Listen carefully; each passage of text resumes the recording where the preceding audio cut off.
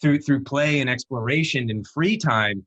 And all of that stuff is not measured, right? It's what's being measured and extrapolated onto this slide idea is just a very narrow view of growth. You're 6 minutes away from a live episode of Free Talk Live. Listen live at freetalklive.com. This is the Liberty Beat, your daily source for liberty news and activist updates. Produced in partnership with the SNLS Network and listeners like you. Online at snlsnetwork.com. I'm Mick Murrow with your latest edition of the Liberty Beat. Gold is trading at $1,721, silver at $17.63, and Bitcoin is trading around $8,769. Today's gold, silver, and Bitcoin prices are brought to you by Brave Botanicals, high-quality kratom and CBD at reasonable prices with excellent customer service. Brave Botanicals is activist-owned and mission-driven. The Liberty Beat and Brave Botanicals believe so strongly in the power of kratom, we're giving it away for free. Just go to libertybeat.news/free kratom. This is the Liberty Beat at snlsnetwork.com. In the news, a video has surfaced online showing a 21-year-old man laying on the ground in terror as a gang of police officers pointed their weapons at him. The Mind Unleashed reports the incident took place in Midland, Texas, in front of the home of the man's grandmother, with several neighbors watching and recording the events on their cell phones. The onlookers can be heard pleading with the police officers to put down their guns as they swarm the home. In the midst of the commotion, the man's grandmother came outside and stood between her grandson and the police. When police approached the man to make the arrest, his grandmother nearly fell on top of him. Now, police claim that 21-year-old Ty Anders went through a stop sign and then fled from police when they attempted to pull him over. However, Anders and his attorneys claim that he never passed through a stop sign and that he didn't try to flee from police. He merely waited to stop until he was somewhere that he felt safe with plenty of witnesses. Ever wonder where we find all the news to report right here on the Liberty Beat? Visit snls.news to get the world's most censored media published all in one place. Save yourself from the endless time spent searching for reliable alternative media.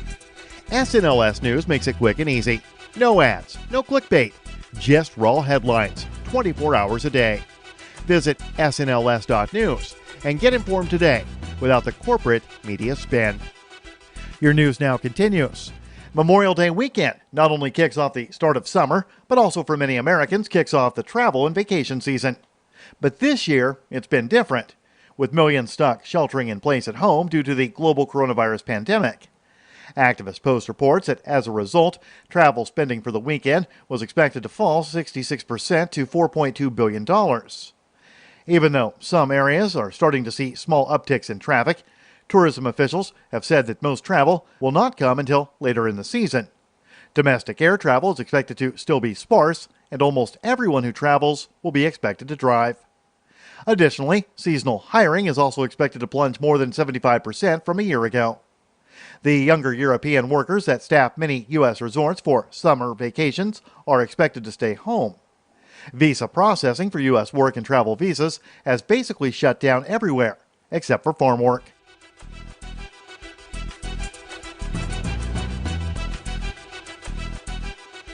The U.S. Navy has been developing a high-energy laser weapon for the past several years, and has now announced the successful test of their most powerful iteration of the technology. On Friday, the Navy's Pacific Fleet issued a statement announcing that a new laser weapon destroyed a drone during recent live tests. The press release was accompanied by photos and videos showing the test where the drone was destroyed. Activist Post reports few details were given out about the test or the specifics of the weapon, aside from the fact that it occurred in the Pacific Ocean on May 16th of this year. Captain Kerry Sanders, commanding officer of Portland, the ship where the weapon was fired from, said the Navy will continue to test the limits and capabilities of the new technology. It's believed that the weapon used was a 150 kilowatt class laser weapon system demonstrator, which is sold to the U.S. military by the weapon contractor Northrop Grumman. Support for the Liberty Beat is brought to you by the Homestead Guru. The Homestead Guru is an educational website offering tips, tools, news, stories, and commentary on everything homesteading. Topics include green homes, gardening, animal husbandry, do-it-yourself, home remedies, alternative energy, survivalism, unschooling, and more. Those details are found online at thehomestead.guru. This is the Liberty Beat, powered by the SNLS Network at snlsnetwork.com. I'm Mick Murrow, reporting for the Liberty Beat, reminding you, spread liberty with a smile. It's the Onion Radio News. Hager physicists have created quantum slacks. This is Doyle Redland reporting. The stunning announcement that a team of Hager physicists has successfully developed quantum slacks was made this morning at a press conference in Philadelphia.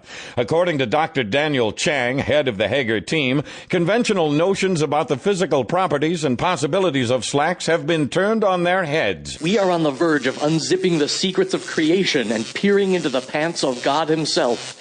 It appears the very fabric of the universe may well be a smart cotton twill weave. However, Chang urged caution in further research after tests conducted last month at the Hager Pants Propulsion Collider Laboratory in Dallas suggested the possible existence of so-called anti-pants, which could, in theory, initiate a chain reaction resulting in no pants at all. Doyle Redland for the Onion Radio News, online at theonion.com. This is the Onion News Network.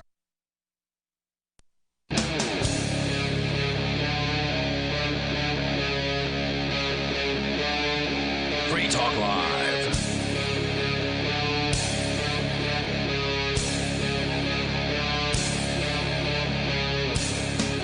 This is Free Talk Live, talk radio that you control. You can call in and talk about whatever is on your mind. That toll-free number is 855-450-3733. And with you tonight, it's Aria. It's Ian. And Conan. And Conan, what did you do on your Memorial Day or your government-approved day off, however you wish to phrase it? Well, my truck broke on Sunday That's always convenient. in a bad way, and that's what I did all Monday. Fixing the truck? Working on the truck and not getting it fixed because I can't figure out what the hell the problem is. I ended up buying another truck on Monday. Wow. So You found somewhere Monday that was open and selling vehicles? I happen to know someone who had a vehicle who was selling it, and I just happened to jump on that bandwagon. And that's what I've been doing today, is getting it up and running because it had its own issues. So here I am, Mr. Frugal. I love number one list on being frugal. Number one, cut out the middleman. You save so much money if you could just get rid of that middleman, do it yourself.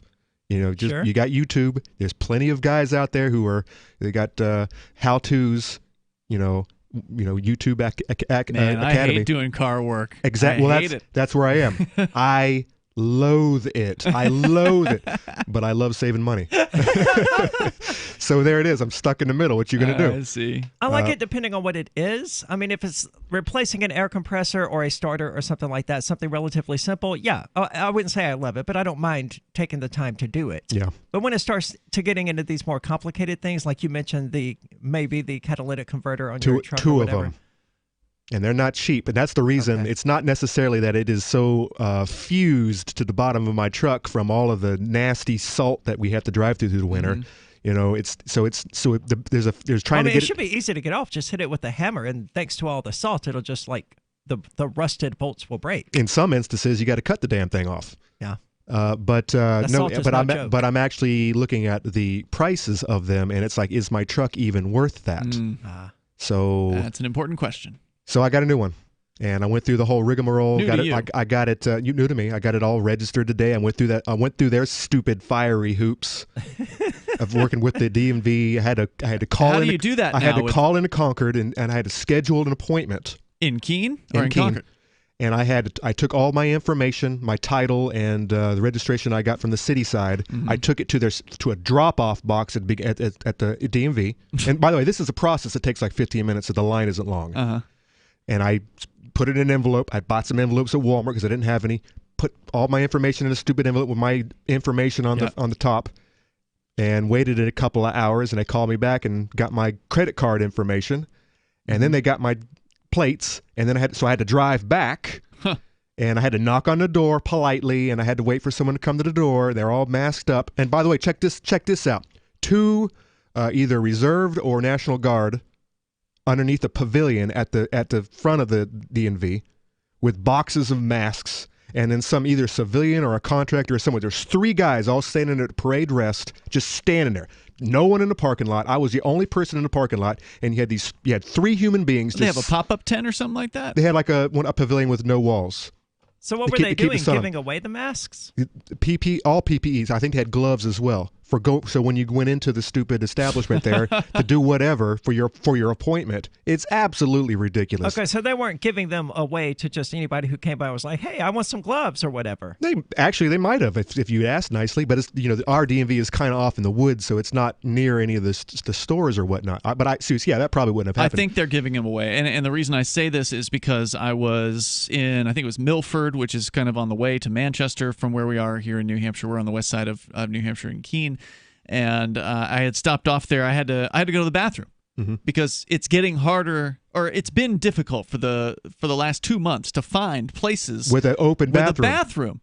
Like the first time that it affected me, I was in Nashua. I went to the Chick-fil-A, and that's when they had closed for the first time or whatever. They were doing drive-through and they were doing takeout only. But at the time, you could still go into the building. Now you can't even go into the Chick-fil-A. Now you have to sit out in the parking lot and call in an order or use their app, and then they come and bring it out to you. But at this point, it was very early. You could still walk in, but they had the bathrooms closed off. So even though they were open to the public, you could not go into their public restroom at that point. And so that was, then I went to this place. A few weeks later, I found myself in Milford. I was like, all right, well, I'm going to try a government building. I know they've got like a DVD or a police station, or TV. Did I say DVD? I did. A police station or a DMV, which was right next to the road. So I went there, and there's a cop actually parked out front, just kind of sitting across multiple spaces, right? He wasn't in a space. And so I pull up, and then within a minute of me pulling up, he gets out of his car and walks over to me. Oh, wow. And he goes, and I rolled down my window. I was like, is there something I can help you with? And he says, masks? I said, what? You're looking for masks? I said, are you here? He says, are you here for masks? I said, no. I was going to, go to the DMV or whatever. And he was like, oh, well, they're closed. So you'll have to go online or whatever. And then he goes away. So it sounds like that out in front of DMVs, they've got some sort of cop or military or whoever, National Guard, sitting out there with some sort of inventory of masks. They had boxes and away. Boxes of them. I mean, it was, they weren't going to run out anytime soon. I guess he had them in the back of his cruiser because he didn't have anything else except for his cruiser. Yeah, it's just, I tell you what, it's like half of the population hasn't seen the latest results from the bigwigs, from the the heroes of the doctor heroes of our country, who got us into this mess months ago. What is the latest news from them? They're all like Fauci himself. He's like, I think we need to go back to work. This is not hurting. This is hurting the country. This is hurting the economic future of our country. See, we kind of need to go back to work. I wasn't going to source Fauci when I disagreed with him. I'm not going to quote him now. And that's the thing. They're back and forth, back and forth. They change their minds about everything, and it's almost like they are intentionally trying to confuse the hell out of people. And it looks like it's working. Well, they're trying to confuse people, and they're trying to intimidate them as well. I had an instance today where I was talking with a business owner whose name I'm not going to reveal because I told him I wouldn't. But he is being currently threatened by the Keene police, who came by and issued him a packet of papers with a 2-page letter from the chief of police on the top.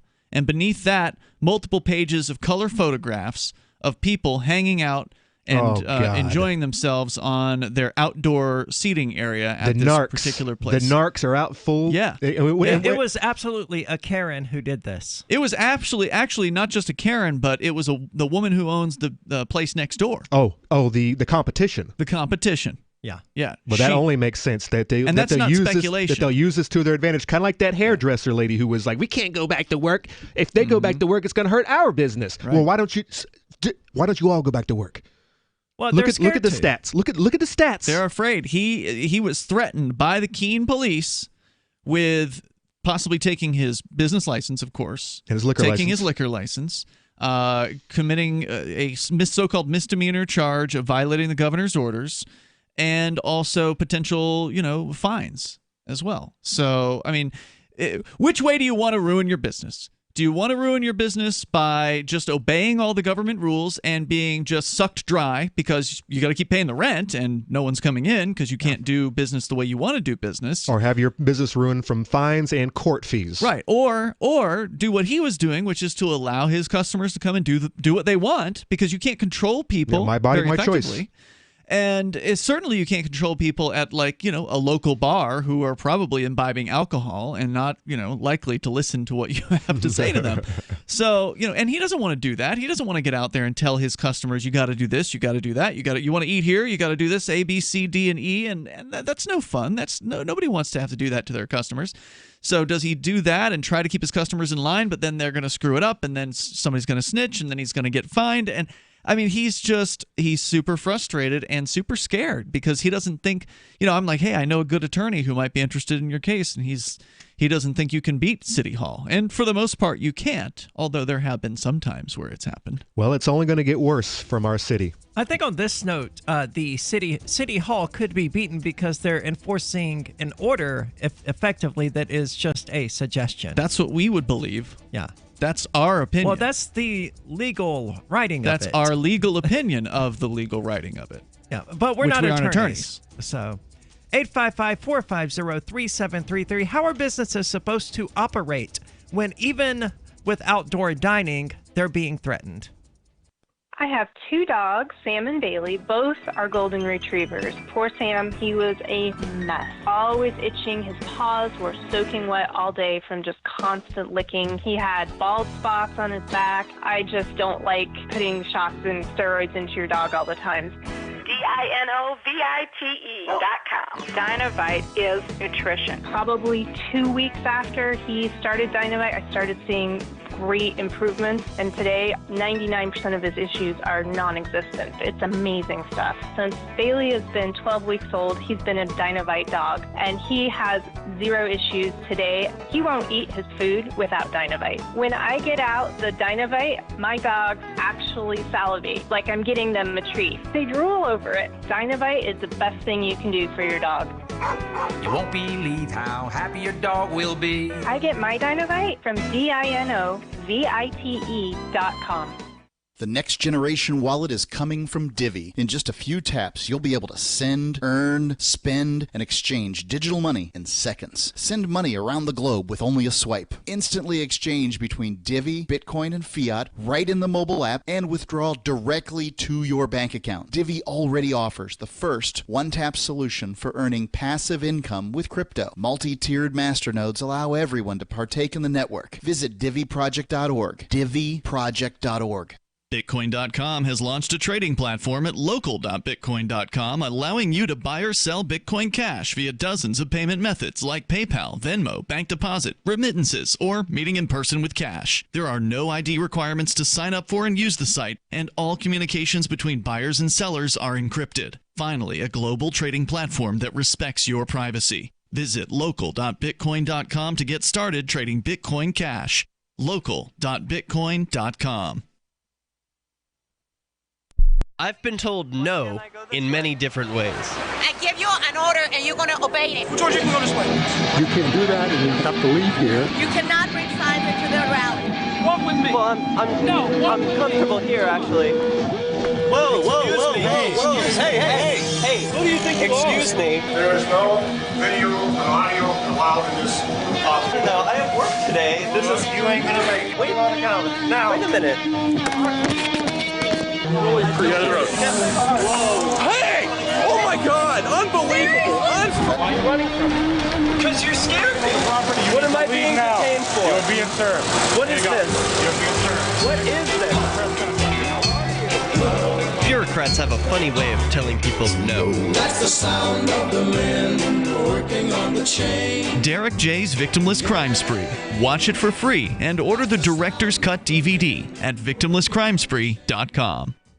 LRN.FM now has a Discord. Discord is a free text and voice chat platform, and we now have our own server with a bunch of channels at discord.lrn.fm. You can join other listeners as they chat about various things during our live shows, or anytime, day or night. Discord software is available cross-platform, so you can have it on whatever device you want and take your chats anywhere. Join our Discord at discord.lrn.fm. That's discord.lrn.fm. Are you tired of governments murdering people around the world? Stop using their money. There is an alternative. Bitcoin is a stateless, free market, non-political currency. Bitcoin cannot be inflated or controlled by any government. By using their money, you are helping the state. Stop doing it. You have an incredible alternative available now. Learn it, use it, spread it. Get started with Bitcoin at bitcoin.com. That's bitcoin.com. Love what we do? Please help support our international satellite channels at patreon.lrn.fm. That's patreon.lrn.fm.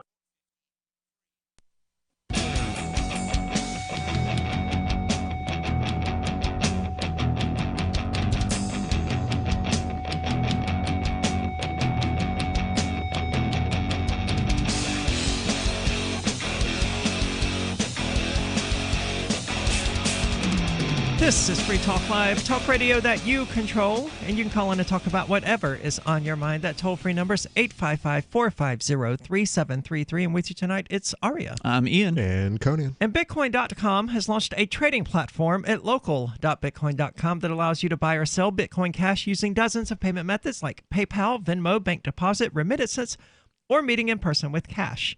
There are no ID requirements to sign up for and use the site, and all communications between buyers and sellers are encrypted, which means you finally have a global trading platform that respects your privacy. Visit local.bitcoin.com to get started trading Bitcoin Cash. Again, that's local.bitcoin.com. For those who really value their privacy, they should know that there's no know your customer identification requirements to create an account or even to buy and sell Bitcoin Cash. Again, that's local.bitcoin.com.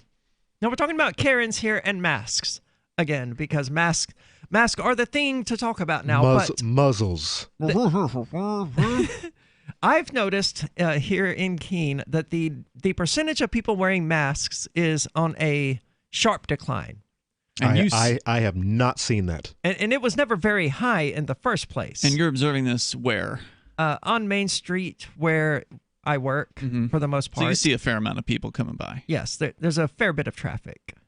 And I have seen significantly fewer people wearing masks last week as opposed to 2 weeks ago. And it was never more than maybe 20-25% in the first place, I think. Wow, maybe 50% at the highest. We do not live in the same part of town because numbers. We know for a fact we don't. My numbers are reverse that.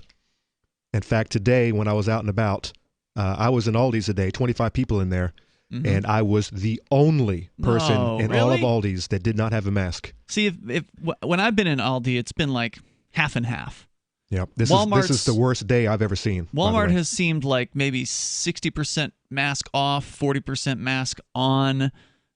So I mean, I feel like it's close, but not overwhelming in It's probably a sample bias. You know, there on Main Street where I work, the type of person who is not as concerned about the virus is going to be the type of person who walks through Main Street. The kind of person who is concerned about it enough to wear a mask is not going to be walking down Main Street. Yeah, They're going to go to the grocery store and probably nothing else. Some of the people who live downtown are 1 point from being juggalos.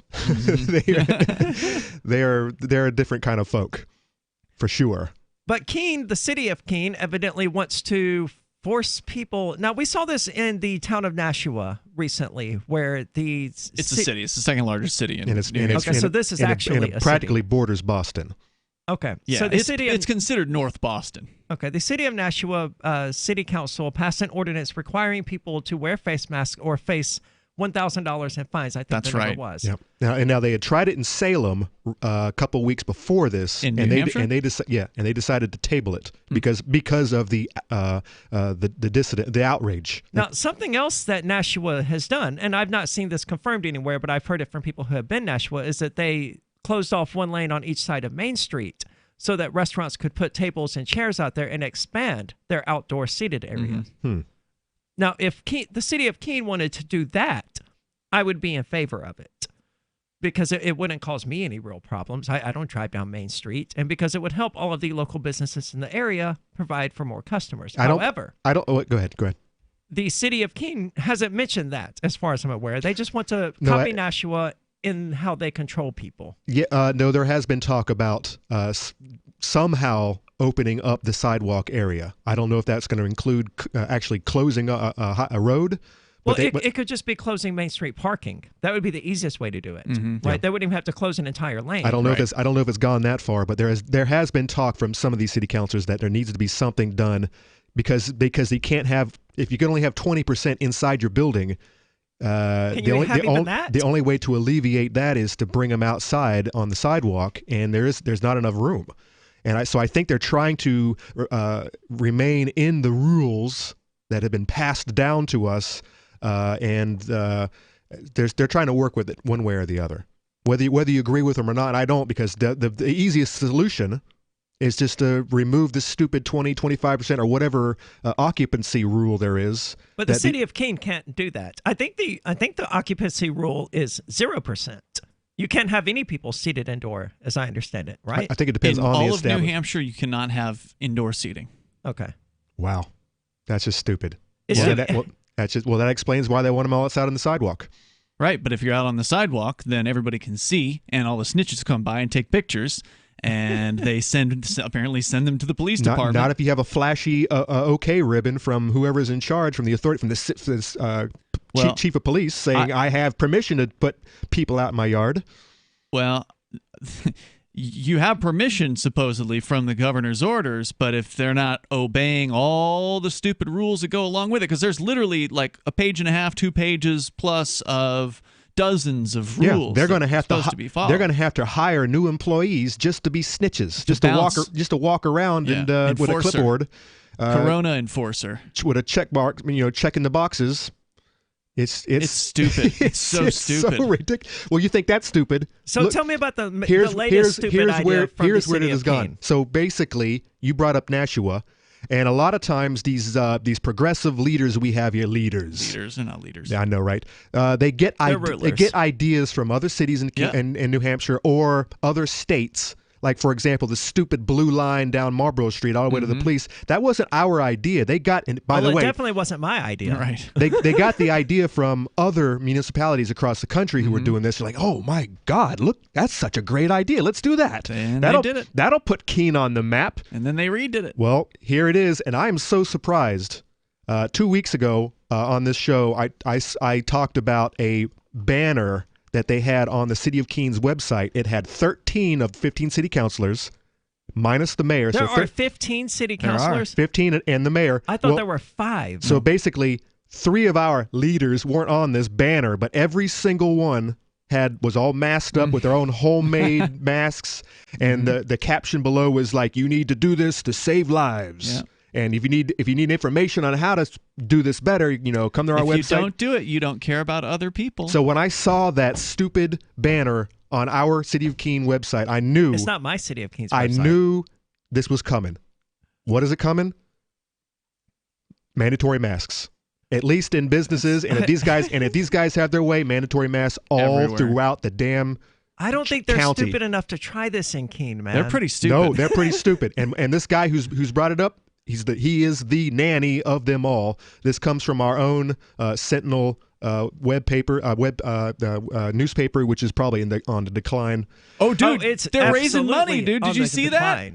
The newspaper in town, which has, by the way, been a very successful paper that's been around for GoFundMe money, or they've got a fundraiser, and I think they made their goal. They were looking for like $30,000. Well, they're not making money. They are staying afloat. They're trying their damnedest through by donations. Begging for money. Exactly. They're on their decline. Yeah, well, all advertiser-supported media is struggling.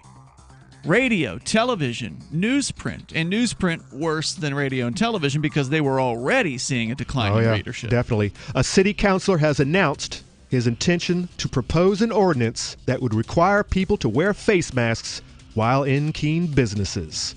So not while you're out on the streets, while you're in Keene businesses. Let's get further into this article. What do you think about this ordinance from the city of Keene? 855-450-3733. Do you want more businesses accepting Bitcoin Cash and Dash? Now with AnyPay, you earn passive income for every purchase at those businesses. Finally, a financial incentive to spread Bitcoin Cash and Dash. You made it happen, so you get the rewards. Download the AnyPay Cash Register app and add your cryptocurrency wallet addresses. Then install it at a real-life business and tell us what you did at anypayinc.com. anypayinc.com. This COVID-19 thing has turned the world upside down. Regardless of what you believe about it, it has changed our lives. But what's not changed is that if you own a business, you need to advertise to reach new customers or clients. Our audience is not the kind to stick their heads in the sand during a crisis. They are fully engaged and more active than ever. Special advertising packages are available to you to help you not just recover, but thrive. Email my sales manager, Matthew at freetalklive.com. On Free Talk Live, we're bringing people to the ideas of liberty every day. From wrestling superstars like Glenn Jacobs. You guys really are having an impact, I believe. Like I said, a lot of where I am now is due to listening to Free Talk Live. You changed my mind on some very important issues years ago. To random people tuning in on the radio. I was kind of stuck in the left-right paradigm. I heard your show by chance on a Saturday night. From there, I went on, joined the Free State Project, and become an amplifier. So, I mean, that's really the reason why I amp is because I know that if it wasn't for you guys being on as many stations as you are, I never would have found the ideas of liberty. Your amp will directly change more lives by getting Free Talk Live in front of people looking for talk radio online and on the air. When you amp Free Talk Live, you get perks like access to the AMP-only Facebook group and AMP podcast. Visit amp.freetalklive.com. So you've signed the Shire Society Declaration and are planning your move to New Hampshire to be around more liberty-oriented people. Next, sign up for the Shire Society Forum at forum.shiresociety.com. There are a bunch of people there who are already in the Shire, and they want to meet you. If you're already in the Shire physically, you should also come by the forums. Remember, not everyone uses Facebook. New people are signing up for the Shire Society Forum every month, so drop in and say hello at forum.shiresociety.com. The LRN.FM social media channels have been revamped. We've eliminated Facebook and focused on other platforms like Twitter and Mastodon, the decentralized alternative to Twitter. On our accounts, you'll find posts from multiple LRN.FM show hosts together in one place. Follow us on Twitter at twitter.lrn.fm, or better yet, move to the decentralized Mastodon social media platform at toot.lrn.fm, toot.lrn.fm. I think you'll like it. The Free State Project has reached its goal of 20,000 liberty lovers who've pledged to move to New Hampshire and get active to achieve liberty in our lifetime. Perhaps you're trying to figure out what part of New Hampshire should be your destination. If so, consider Keene. You'll find more than 150 reasons to move to Keene at move.freekeene.com. Keene is famous for its historic, publicity-generating activism, as well as being the liberty media capital of the world. It's home to freekeene.com, New Hampshire's destination for liberty activism, news, and opinion. For years, we've been compiling over 150 reasons to move to Keene at move.freekeene.com, where you'll learn about some of what's happening here and what makes Keene a great place to live. If you love liberty, you'll probably enjoy anywhere you end up in the Shire. But do your due diligence first. Please visit move.freekeene.com for the full list of over 150 reasons to move to Keene. That's move.freekeene.com. Now you can follow LRN.FM on the decentralized Mastodon social media platform at toot.lrn.fm, toot.lrn.fm.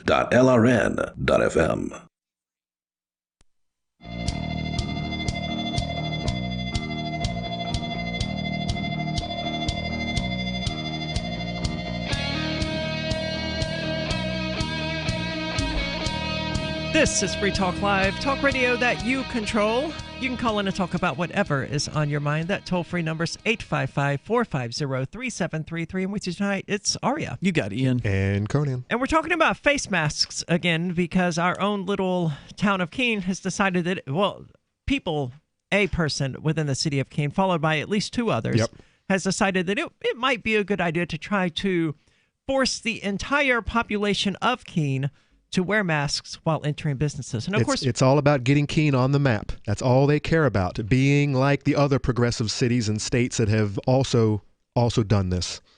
And of course, we're not the only people with strong thoughts on masks. We've got Frigo Paul calling via Discord at discord.freetalklive.com. Frigo Paul, you're on Free Talk Live.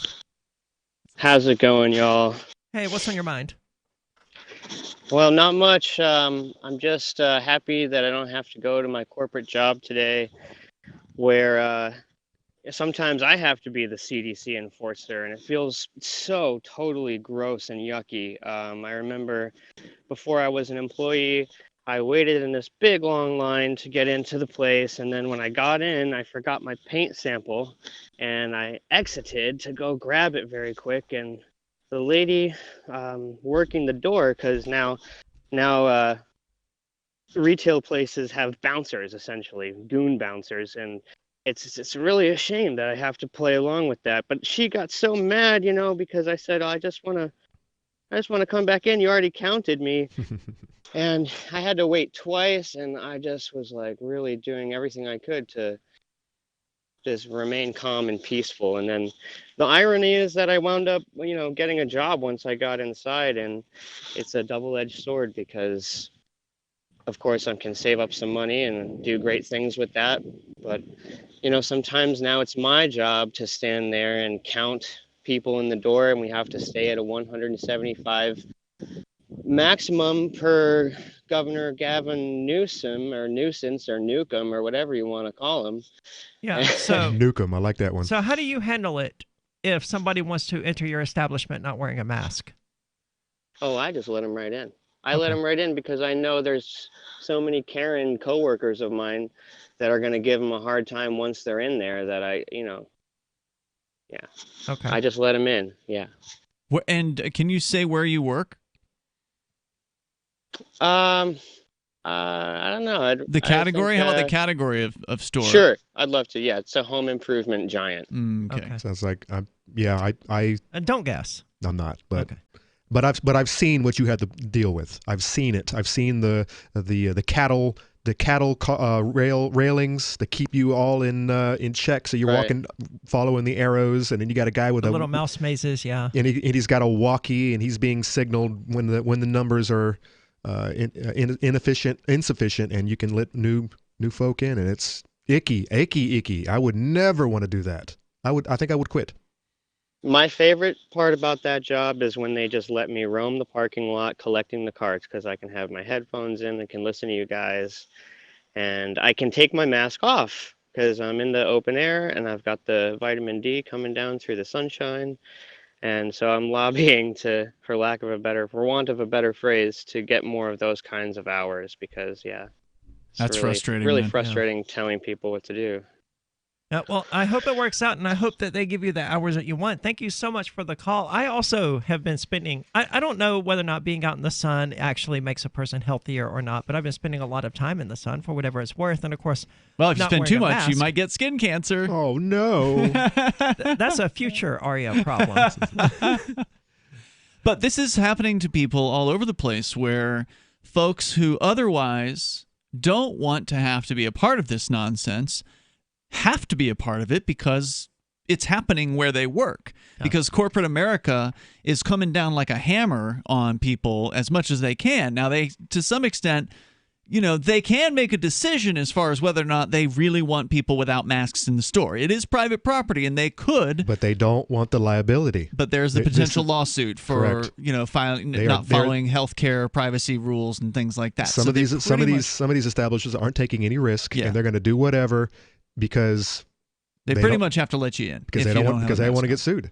And so, but that said, this whole corporate America thing is where a lot of this mass compliance is coming from, because they all have signage up on the doors saying things like, we respectfully request, or we ask, or we, encourage. There's all these words, where they say, look, basically you need to have a mask on when you come in here. And most people want to do what they're told. They don't want to rock the boat. They had one of those up at the bank that I went to today. Mm-hmm. And, of course, it's got a closed lobby, so I had to call and make an appointment and all of that. Yeah. But I didn't wear a mask when I went in, and they didn't ask me to. They didn't give me any sort of hard time about it. I was actually surprised as I sat there and realized that I wasn't wearing a mask, and I was probably expected to. It hasn't happened to me yet. No one has said anything to me about wearing a mask at any business, anywhere.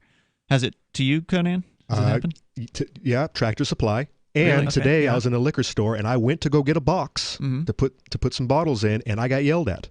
I'm sorry, you can't do that. You can't do that. Stop. I had to do that. I had to handle the boxes. But they didn't yell at you over the mask, not having a mask on. Not yet. But I haven't. But Tractor Supply did? Tractor Supply did, and there are a couple of establishments here, like, for example, Harbor Freight, of all the friggin' establishments that would require masks, they had their sign up, the big monster sign. So I kept on walking. I was just going to go over there and just browse, and so they're not getting my business. But I mean, that's one way to do it. But I'm talking about visiting places that have the signage up that says, you have to wear a mask to enter, and going in there to do your shopping anyway, which is what I would do. I know people have done it. I've looked in through the window and I can see people without masks. So I know people are doing this, but I will not shop there. I will not shop there. I don't blame you for that. And by the way, I agree. I respect the fact that they are private entities. What are you going to do if the city council ordinance passes and then every place is now requiring a mask? That will be different. What will you do? Especially if it's like a food store, grocery store. If it's Aldi and they are only complying with the city of Keene, then I'll just walk right in there. Okay. And I hope that doesn't come mask. And I hope that doesn't come because I don't want to, like you just said, I don't want to rock the boat. Right. And especially if it's a private organization, I don't want it because they're doing they are jumping through the hoops that they have to. And by the way, I disagree that it is corporate America's fault.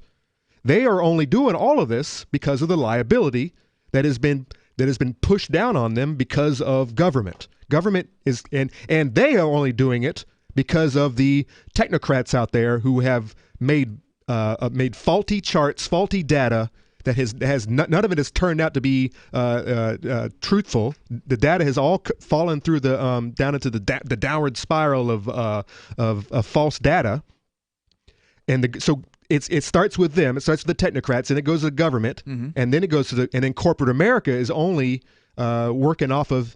What liability do you think they're afraid of? The liability of government prosecution or the liability of people suing them? If just one of their employees gets sick and they didn't jump through every likely scenario or every safety concern in order to keep their employees safe, that employee can come back, find himself a good lawyer, and sue the crap out of that company. Especially if it's one of these especially if it's a big company. And as we know, those are the only companies that are running right now. That's true in the legal system that we live in, but I also haven't heard of any attempts from employees yet because to sue their employers. Those entities are taking advantage. They are following every health concern possible. But we had the CVS employee here in Keene who contracted COVID-19, and they have signs all over their windows, and none of which have they enforced. And the employees have to wear masks, sure, and gloves, and a lot of the times. But it's the signage that's what'll save you as long as they have jumped through all the fiery hoops. But that's not the case at all. I mean, according to that legal world they live in, CVS is required to not let people into the building without wearing masks, according to that interpretation of the governor's orders. And yet CVS wasn't doing that. They've been allowing people in without masks, without gloves, without all that. They've only been requiring it of employees. Correct. So, but it's not the employees that are going to get the employees sick. It's the customers who are going to get the employees sick. Correct. So it's all bizarre. It's all bizarre. This is Free Talk Live. Houseflies defecate every 4 to 5 minutes, spreading diseases and germs. Protect your food and your health with Bug Assault, a miniaturized shotgun which utilizes ordinary table salt as ammunition. Non-toxic, no batteries required, only $39.95. Use discount code GCN and get an extra 10% off your purchase at bugassault.com. Fire your fly swatter. Get your Bug Assault today.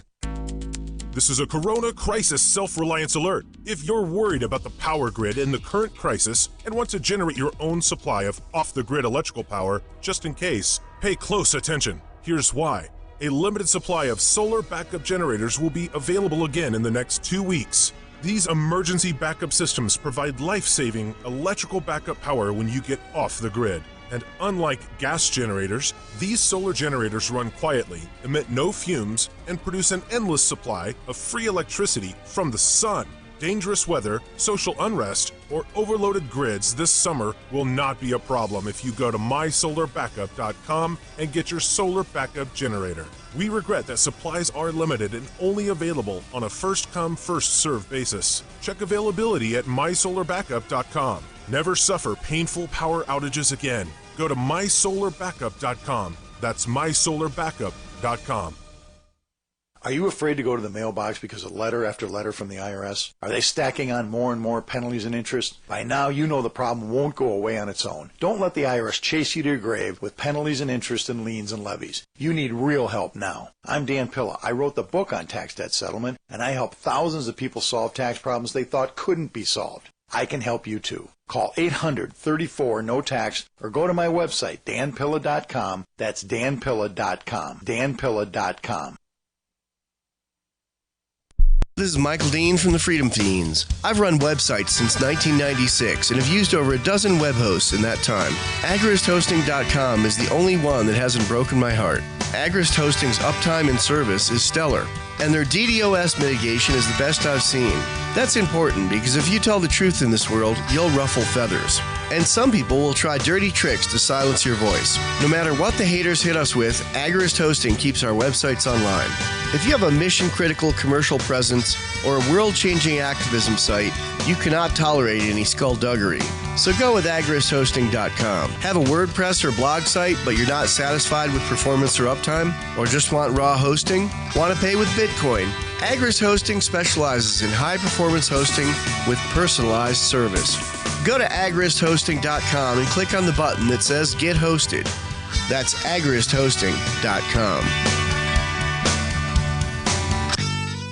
There are lots of ways to listen to Free Talk Live. Our podcast has been around since podcasts began, and now the FTL feed is loaded with content besides our full show archives. Did you know that we make it easy for you to customize your podcast subscriptions? We have different feeds, one that includes only our full shows, one with just the Daily Digest, and our main feed that includes everything. You decide what you listen to. It's quick and easy to customize your feeds at feeds.freetalklive.com. That's feeds.freetalklive.com. The new 4th edition of Healing Our World, The Compassion of Libertarianism will take your understanding of liberty to a deeper level and has over 1,300 updated references, new cartoons, and a foreword by Dr. Ron Paul. With discounts for multiple book purchases, the 4th edition of Healing Our World is a great gift for the liberals, pragmatists, environmentalists, and Christians in your life who think libertarianism is cold-hearted. Get yours today at healing.freetalklive.com and use promo code FTL for a $5 discount. This is the Liberty Radio Network, broadcasting the latest liberty-oriented audio content 24 hours a day at LRN.FM.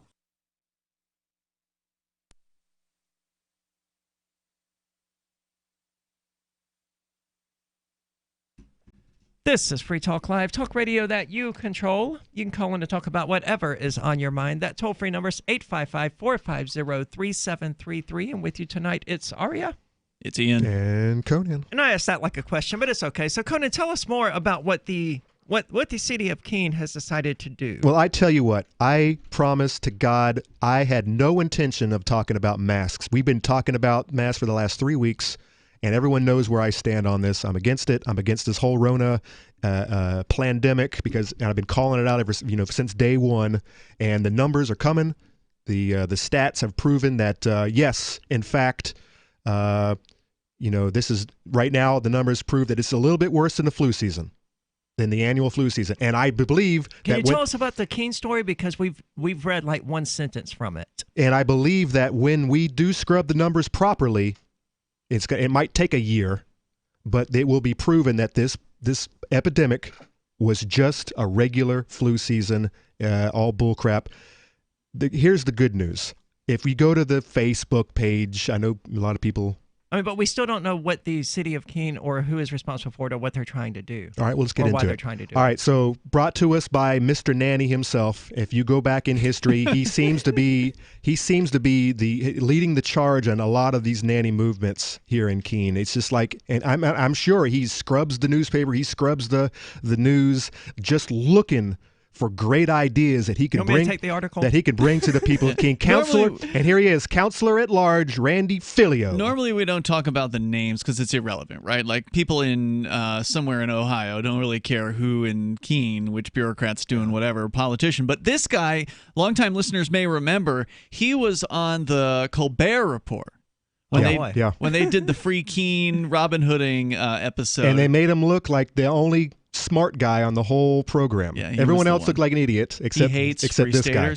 He hates libertarians. Well, see, the take I got from watching it was that everyone looked like an idiot. Yeah. Including him. Yeah. So anyways, Filio, if you Google his stupid name. Is it Filio and not Filiot? No, it's Filio. Okay. If he throughout his authoritarian rule here in Keene, he's led the charge on all kinds of nanny events. He is the Karen of Keene for sure. What's the male name for Karen? Is there a male version of that? I think we talked about that a few weeks ago. I don't think we ever reached a consensus. We came up with other female names for other generations. So you have like Jen. Jen would be Generation X. Okay. And then I think Sophie is Generation Z. But anyways, no male names yet. We'll have to work on that. I'm sure somebody watching Charles. I'm sure somebody watching at twitch.freetalklive.com or dlive.freetalklive.com has an idea. They gotta know. All right, Charles. Somebody's already figured this out. So, anyways, this Nimrod he posted on Facebook this Sunday, 2 days ago, that he intends to draft an ordinance and submit to City Council or submit it to the council, the mayor, city manager, and city attorneys today. So this took place today. The ordinance will be influenced by a similar measure passed recently in Nashua. Which was, by the way, opposed by over 50 people who gathered in front of Nashua City Hall on Saturday evening at 5 o'clock and did not wear masks and were not molested by the police in that case. Now, we also looked into when exactly the city council meets again. And it turns out it's next Thursday, not this coming up Thursday. Right. So it's like 10 days out at this point, or 9 days, whatever it is. And that will only be passed down to a subcommittee. Yeah, which for another week, and then it will be brought back to City Council. So this is not happening for. This will not even be voted on by at least. If it is even okayed, it will not be voted on for an entire month. Right, and the numbers will only have gone down even more by then. By that point, the state of New Hampshire is likely to be pretty well open, and I put that in quotation marks for those who aren't watching on video. But just as an aside, just thinking about this ridiculous nonsense with these online meetings, right? Because Chad is the male Karen. Chad? Okay. Yeah. No. Thanks, Sammy. No, Chad is he's like a jock. No, that's Thad. No, it's Chad. It was Chad. Somebody did name that a Chad, I think, at some point. Thad is the frat boy of today. I've heard it as Chad in the Chad. past. So Chad won't work for a Karen. Chad and like Stacy. I'm thinking or something, I like Charles. Chuck, aka Chuck. Maybe isn't Chuck short for Charles? I don't know about that. I think it is. No? Anyway, it's supposed to be, but why? What was your aside? I don't know. Ian, what was your aside? On these online meetings, right? So, and these are happening all around the country, right? Where, you used to go to a city council meeting? Well, now you can't go. Now you can only watch it online. So you don't have any ability to, have whatever minuscule influence you might have had by actually packing a room full of people. Can't do that anymore. But they would say they wanted more participation, but they don't. No, they don't. They don't want anyone in that room with them. And this proves it. They are not even going to allow you to sit in the same room with them now. Oh, but you can write in. Whoopie-doo. I know. But here's my question, because, the city council... Is Nashua not also doing online-only meetings? I presume they are. But they were still effective by going in front of City Hall and protesting? I doubt that they would have been affected at all. Well, I thought that's just the place where they had their or something, didn't they? No, Salem. Oh, and those are selectmen. I don't know how they do their meetings. They had it. They had it in front of City Hall just because that's where they had it. But what I wanted to say about this though was, here in Keene, New Hampshire, we are unusual in that a lot of city council meetings have a public comment phase, but ours does not. So there's actually no way for the public, prior to all this nonsense, there was no way for the public to comment for individuals to comment at a city council meeting. You had to wait until they had their committee meeting. So as Conan was saying, this guy's going to make this proposal. The mayor will then assign it to a committee. And he will do that at the city council meeting. At the city council meeting. It then goes to the committee meeting, which happens the following week. Now, the committee meetings are where you can speak at a meeting if you want to. Yep. So I presume they're allowing people to speak on these Zoom meetings. This is why I asked you when we were off the air if you'd seen any of this stuff yet, because I haven't bothered to watch it. When you speak to the council committee on a city or on one of these Zoom meetings, well, now they can't throw you out of the chamber, but they can certainly mute you, right? So, like, they can get rid of you, but if you flip the council off or you say something bad to them, it's not like they can, like, have you arrested for that, right? They're very unlikely to. Well, they can't do that even if it's a real meeting. Well, I don't know. I've been threatened with arrest over stuff like that before. They could get you a disorderly conduct or something like that if you didn't stop. It wasn't to the city council. It was to a cop, and I called him a swear over the phone, and he was like, I'm going to arrest you for that. But so I don't know if they actually can do that or not. But my point was that I think it's probably unlikely that even the committees allow for comments if they have these Zoom meetings, because that's not stopping anyone from creating a dummy Zoom account, joining the meeting, getting approved for the motion to speak or whatever, and then just blasting porn. Oh, God. Right. Yeah. So I imagine they just don't allow. I'm not saying do that, but I'm not saying don't do that either. Charles goes on, he's quoted as saying, Counselor Charles, clearly, from what we see with all the experts, COVID-19 isn't going anywhere. As a matter of fact, from what we've seen... So therefore, your economy shouldn't go anywhere either. From what we've seen in a lot of states and communities is that the communities that aren't adhering to social distancing and opening things up too soon are seeing a resurgence in positive cases, which is bull crap. Florida, Texas, Georgia... It's absolute bull crap. Georgia didn't even shut down. Now, in order to leave, COVID-19 has to first come. Are either of you aware of how many cases of COVID-19 the municipality of Keene has had? Very, very few. It cannot be many. The whole Cheshire County has very few. New Hampshire has had very few. It's like 4,000. I think it's like 4,000 or something. Cases. But they haven't. But they're not testing everyone and their sister's brother either.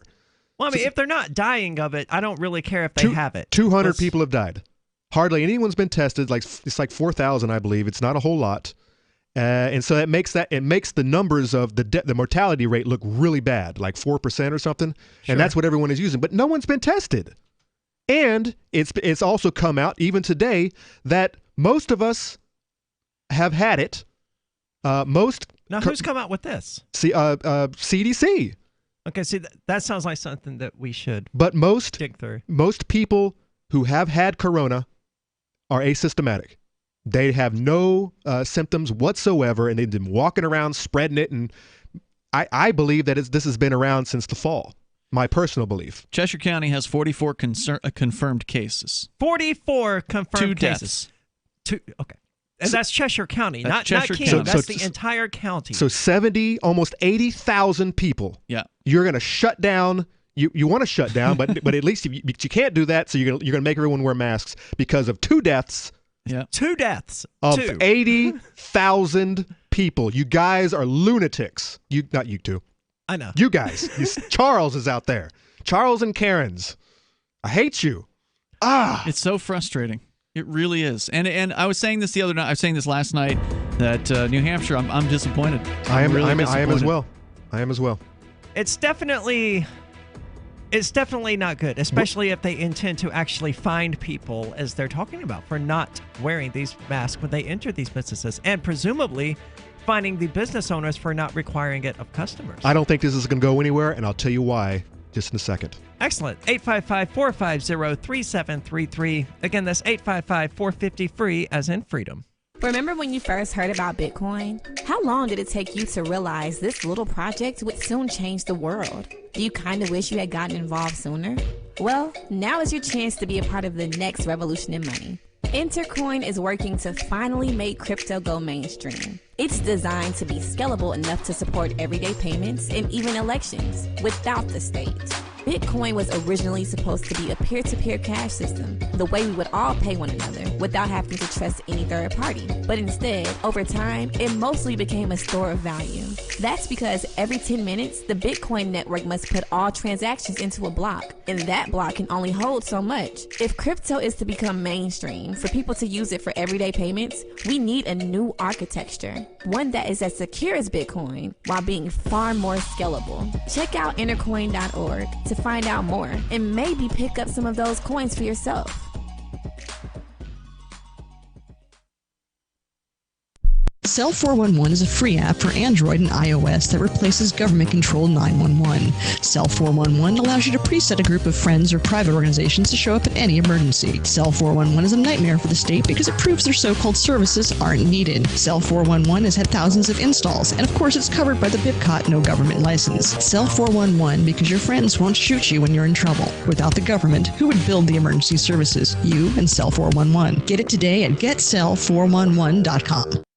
What if you want to hear the latest episode of Free Talk Live, but all you have is your phone, you forgot to download our archive, and you have no data connection? You can call our Listen line at 641-793-0191. That's a long-distance number, so you may incur charges. If not, listen as long as you want. 641-793-0191. The Free Talk Live Listen line, 641-793-0191.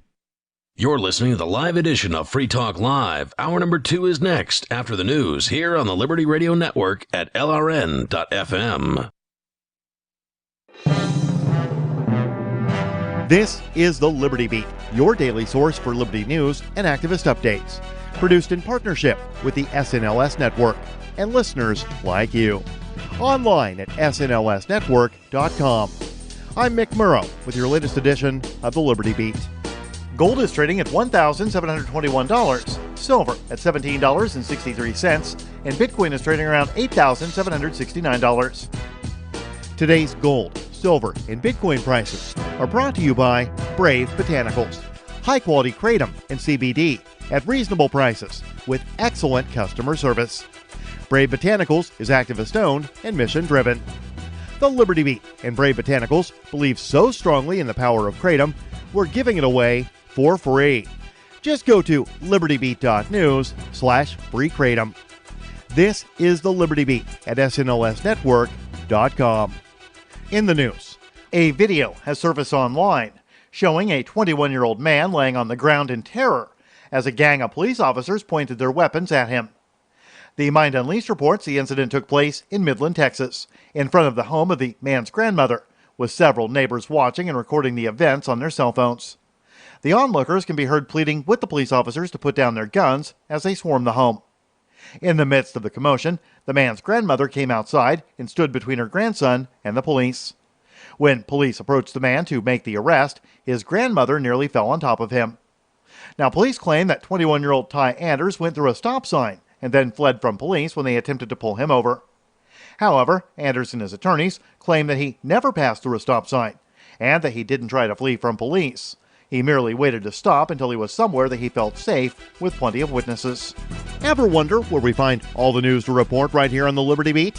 Visit snls.news to get the world's most censored media published all in one place. Save yourself from the endless time spent searching for reliable alternative media. SNLS News makes it quick and easy. No ads, no clickbait, just raw headlines, 24 hours a day. Visit snls.news and get informed today without the corporate media spin. Your news now continues. Memorial Day weekend not only kicks off the start of summer, but also for many Americans kicks off the travel and vacation season. But this year, it's been different, with millions stuck sheltering in place at home due to the global coronavirus pandemic. Activist Post reports that as a result, travel spending for the weekend was expected to fall 66% to $4.2 billion.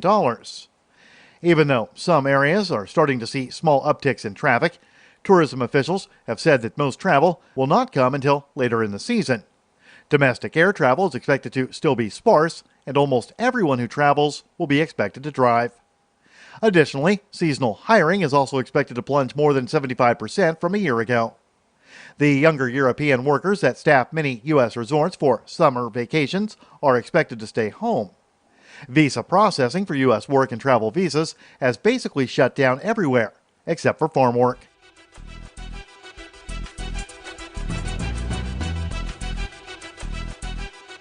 The U.S. Navy has been developing a high-energy laser weapon for the past several years, and has now announced the successful test of their most powerful iteration of the technology. On Friday, the Navy's Pacific Fleet issued a statement announcing that a new laser weapon destroyed a drone during recent live tests. The press release was accompanied by photos and videos showing the test where the drone was destroyed. Activist Post reports few details were given out about the test or the specifics of the weapon, aside from the fact that it occurred in the Pacific Ocean on May 16th of this year. Captain Kerry Sanders, commanding officer of Portland, the ship where the weapon was fired from, said the Navy will continue to test the limits and capabilities of the new technology. It's believed that the weapon used was a 150 kilowatt class laser weapon system demonstrator, which is sold to the U.S. military by the weapon contractor Northrop Grumman.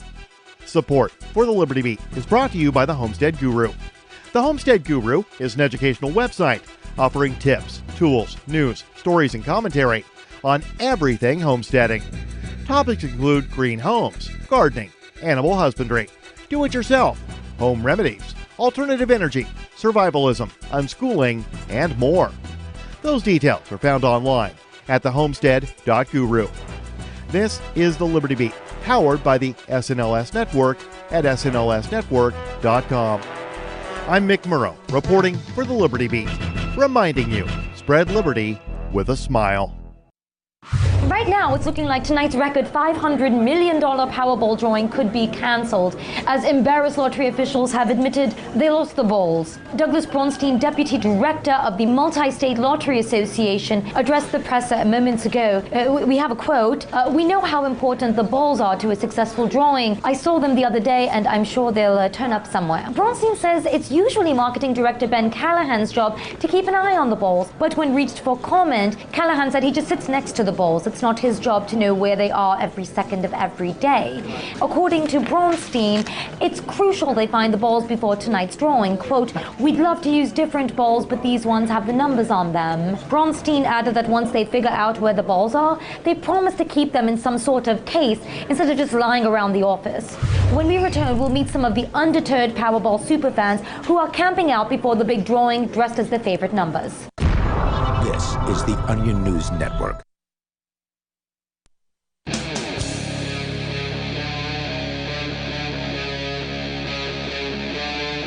Free Talk Live.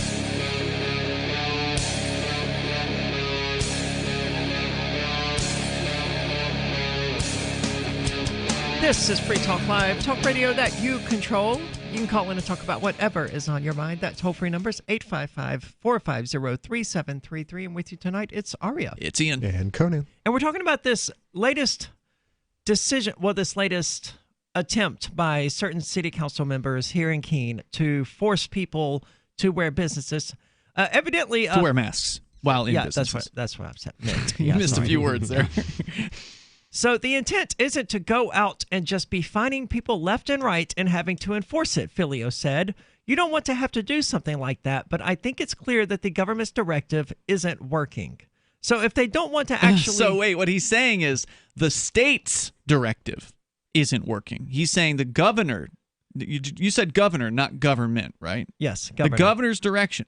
So who by the way, he despises. Is that right? Well, of course he does. Sununu is a Republican. Yes. This is just like last week, the conversation. This is not about science anymore. This is about politics. Yeah. This is about the two tribes fighting each other, and this is the new war.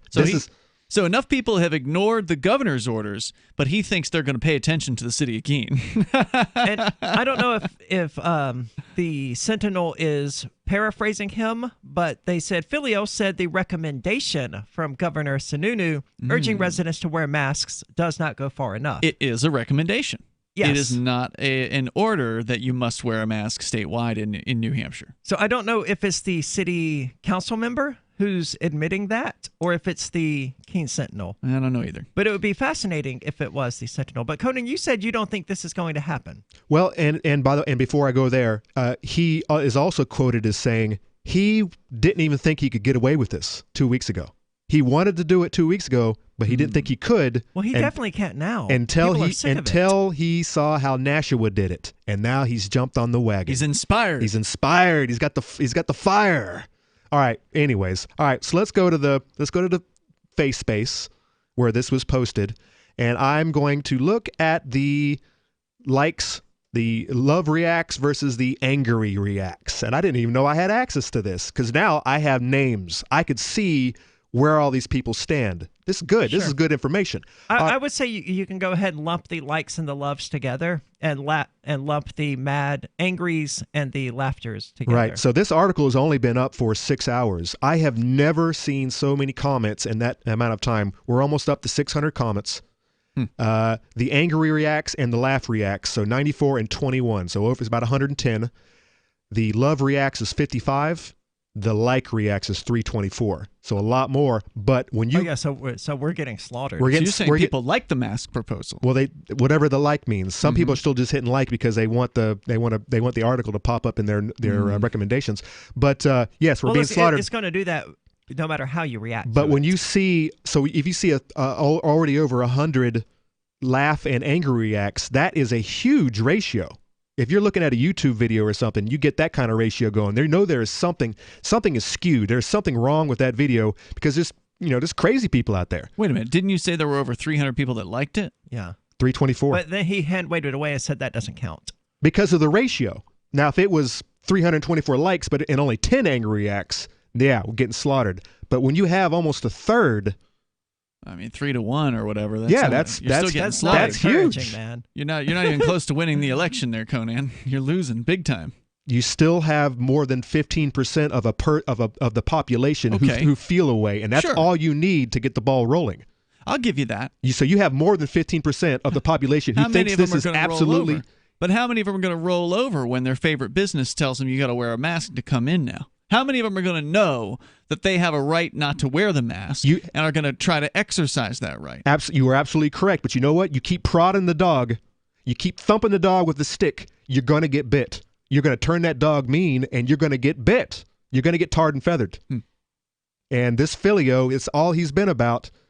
He's got the Charles. He's got the folks who love him. You're not doing enough, Charles. Boot harder.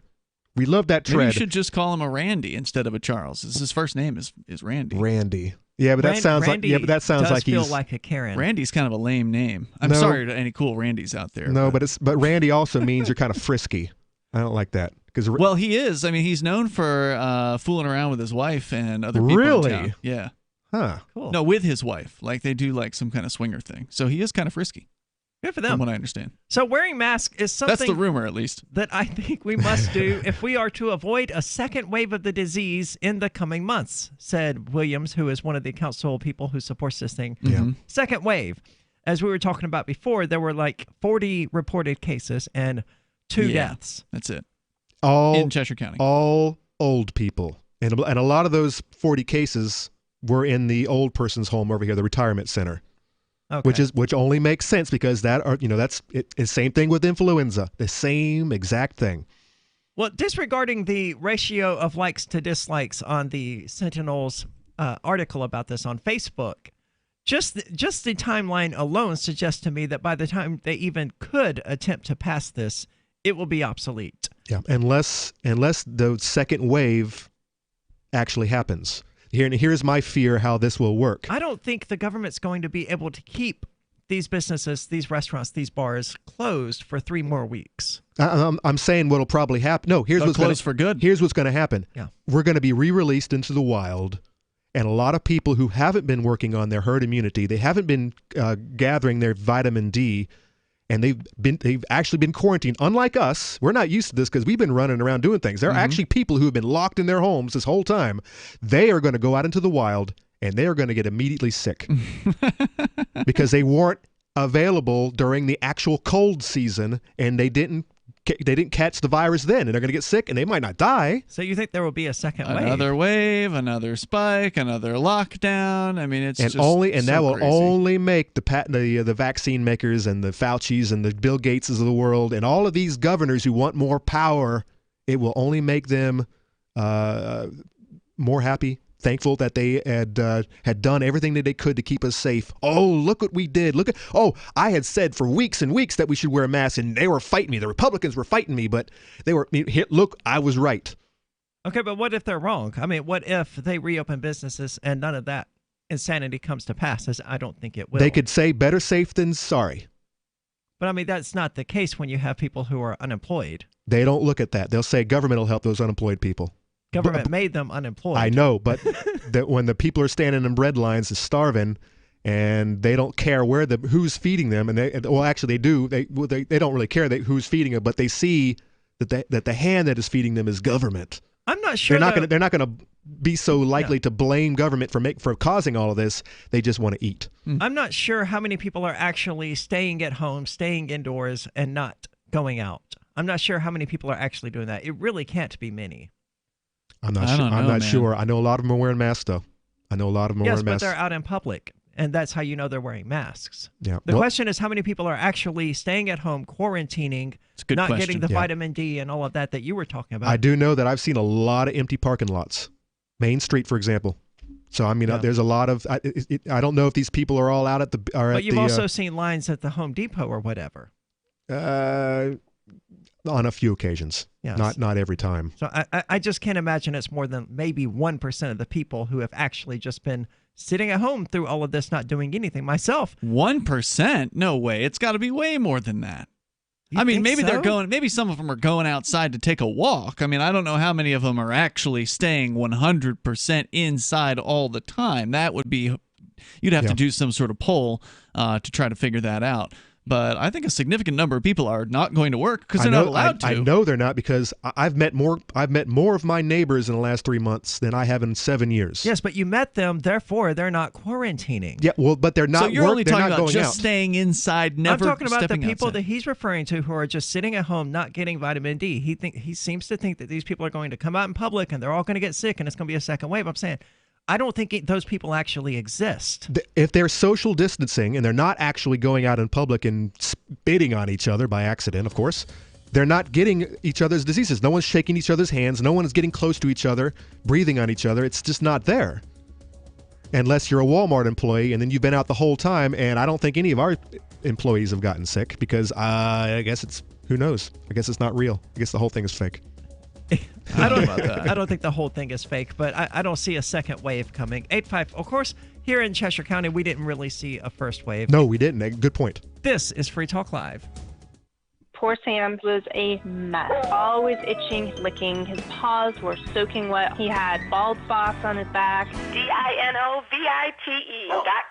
2 weeks after he started Dynamite, I started seeing great improvements, and today 99% of his issues are non-existent. Dynavite is nutrition. Dynavite is the best thing you can do for your dog. You won't believe how happy your dog will be. I get my Dynavite from DINOVITE.com.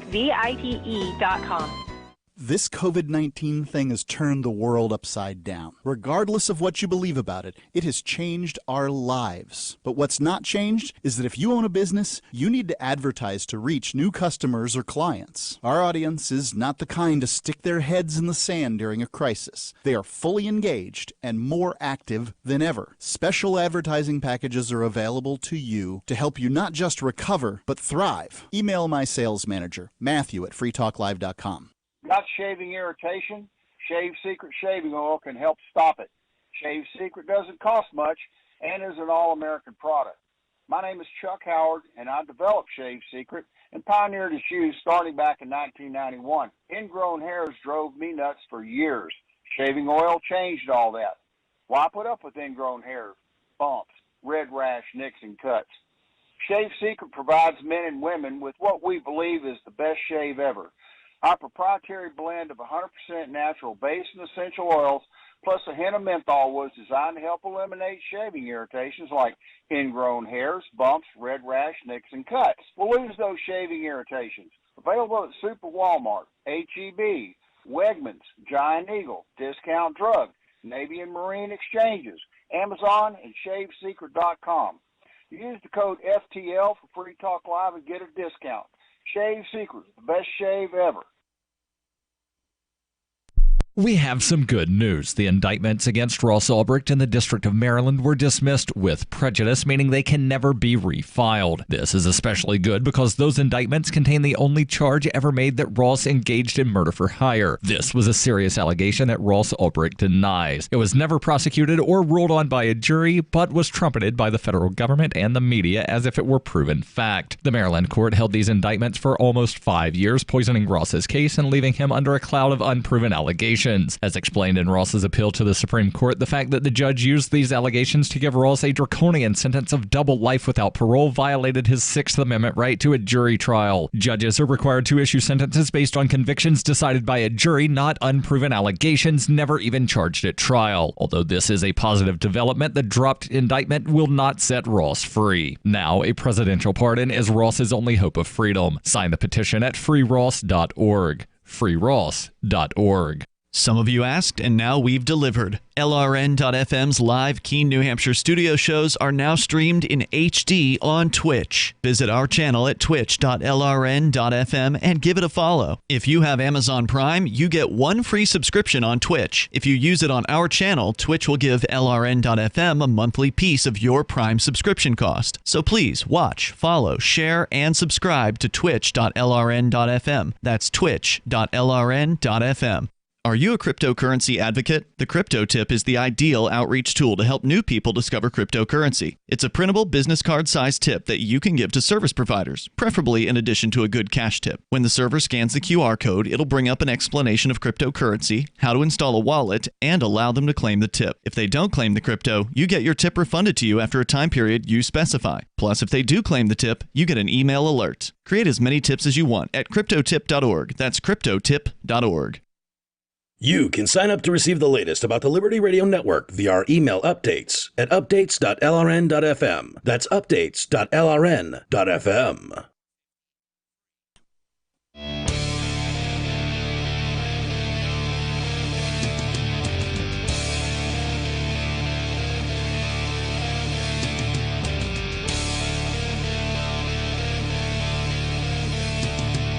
This is Free Talk Live, talk radio that you control. You can call in and talk about whatever is on your mind. That toll-free number is 855-450-3733. And with you tonight, it's Aria. It's Ian. And Conan. And you know, Monday I stopped by the AnyPay offices in Portsmouth here in New Hampshire. Me too. And I had already seen the interior of it because Derek J, with the CEOs or the CFO or whatever, sent me a video of a simple walkthrough. And it's, if ever there was a business that an ordinary crypto enthusiast could get behind, it would be AnyPay. It's beautiful. It is. A great office. And if you want more businesses accepting Bitcoin Cash and Dash, AnyPay is what makes that possible. And you can earn passive income for every purchase at those businesses, which means you finally have a financial incentive to spread Bitcoin Cash and Dash. You make it happen and you get the rewards. Just download the AnyPay Cash Register app and add your cryptocurrency wallet addresses. Then install it at a real-life business and tell us what you did at anypayinc.com. That's anypayinc.com. Commissions are instant. There's no waiting for weeks or months or threshold payouts. None of that crap. It's instant. anypayinc.com. It's an awesome service. I also realized after Derek J posted something on, I don't remember, some social media site that probably 99% of all of the cryptocurrency purchases I've ever made were done through AnyPay. So it's extremely high up there for me. Awesome. anypayinc.com. So masks are dividing the country. Conan seems to think that the next civil war is going to erupt over it. Oh, wouldn't that be ironic? It is getting to a tipping point, and I'm thinking that seeing those numbers, seeing that ratio of and the people just losing their minds over this on both sides, including myself, by the way. I'm getting a little upset. Well, it seems that most people are pretty calm and couldn't even bother to click a react. They just clicked like. There's that possibility, or they actually like the ordinance and think it's a great idea. There's that possibility. Yeah. Who knows? But it's those angry and laugh reacts versus that ratio that is created there that proves to me that people have an opinion about this. Oh yeah, they do. Yeah, they do. Being forced unconstitutionally by these authoritarian nannies, these Charleses, to muzzle ourselves. Are we going with Charleses? We'll still work on it. I like Randy. I like Randy. And just this week, this coming from the Randy CDC sounds better than Charles's. The problem. How do you say Randy in plural? Randy's. So it works better. Charles's just doesn't Randy's work is because better. you can't pluralize it. Yeah. But this coming from the CDC this week, and take that with a grain of salt because we got in trouble. We're in this because of their guidance. All of the governors and the authoritarians out there have worked with their models, CDC. And that has gotten us in this boat. But now here's what they say. In new guidance from mathematical modelers and public health officials, the U.S. Centers for Disease Control and Prevention is estimating that about a third of coronavirus infections are symptomatic. The CDC also says its best estimate. They bring us out, they unroll us a new estimate every single week, but its best estimate this week is that 0.4% of people who show symptoms and have COVID-19 will die. So if you have the symptoms, 0.4% will die. And that excludes those 1/3 who don't have any symptoms. Mm-hmm. If you include all of the numbers of people who have been tested and actually have COVID-19, it's way lower. That number goes down to 0.26%. But see, you're trying to use evidence here to argue an issue that's no longer about evidence or a science at all. Well, it's government numbers anyway. Yeah, it's about political division. Well, that's what it's become. That's what it is now. That's what it always was. That's what. Well, they at least had their numbers that they could back up on. They could back up their issue, their plan. Now the numbers don't support them any longer. The numbers don't support your mask wearing, your lockdown, your quarantine. I know, but that doesn't matter. The numbers never did support it, at least in my mind. Because now they really don't support it. Well, right, but even if the numbers were 4 times or 10 times worse than what the governments were reporting, I still wouldn't care, and I still wouldn't want to wear a mask. I as well, but right. I mean, you have a lot of fearful people out there. Yeah, you do. That's why this is happening. Because the government goons are playing on that fear. Yeah. And it works. And it has divided people, as the governor in North Dakota has observed. Well, it was a little while, and I've got the story here from theguardian.com. There's also one over at CNN. But it wasn't long ago that we had heard the term quarantine shaming. Now, what that term was supposed to mean was that there were people who were being shamed for not quarantining. So people who were out in the streets, like us, who go out and do our thing, we're getting I do my thing more now than I did before the quote lockdown. Me too. I go out more now. And now it's mask shaming because there's more people out and about. But so this is the reverse. So what is being called mask shaming is coming from the people who do not have masks, going towards the people who do have masks. Okay, so there's anti-mask shaming. There's quarantine shaming, which is the people with the masks who shame people who aren't quarantining. Wait, I don't. Now there's mask shaming, which is where people who don't have masks are shaming the people who do have masks. I don't see it that way. I see the people with masks. They're wearing their yarn knitted masks with holes as through we were it. talking about last week when you were like, these people wearing masks, they make me angry. It's because you're but I'm not shaming people. I'm not shaming You're people. Not, in public, and I'm though. not. I'm not either, and I don't think you should. Look, Right. I don't care if you want to wear a mask. It's your face. You can put whatever the hell you want on it. I might think it's silly.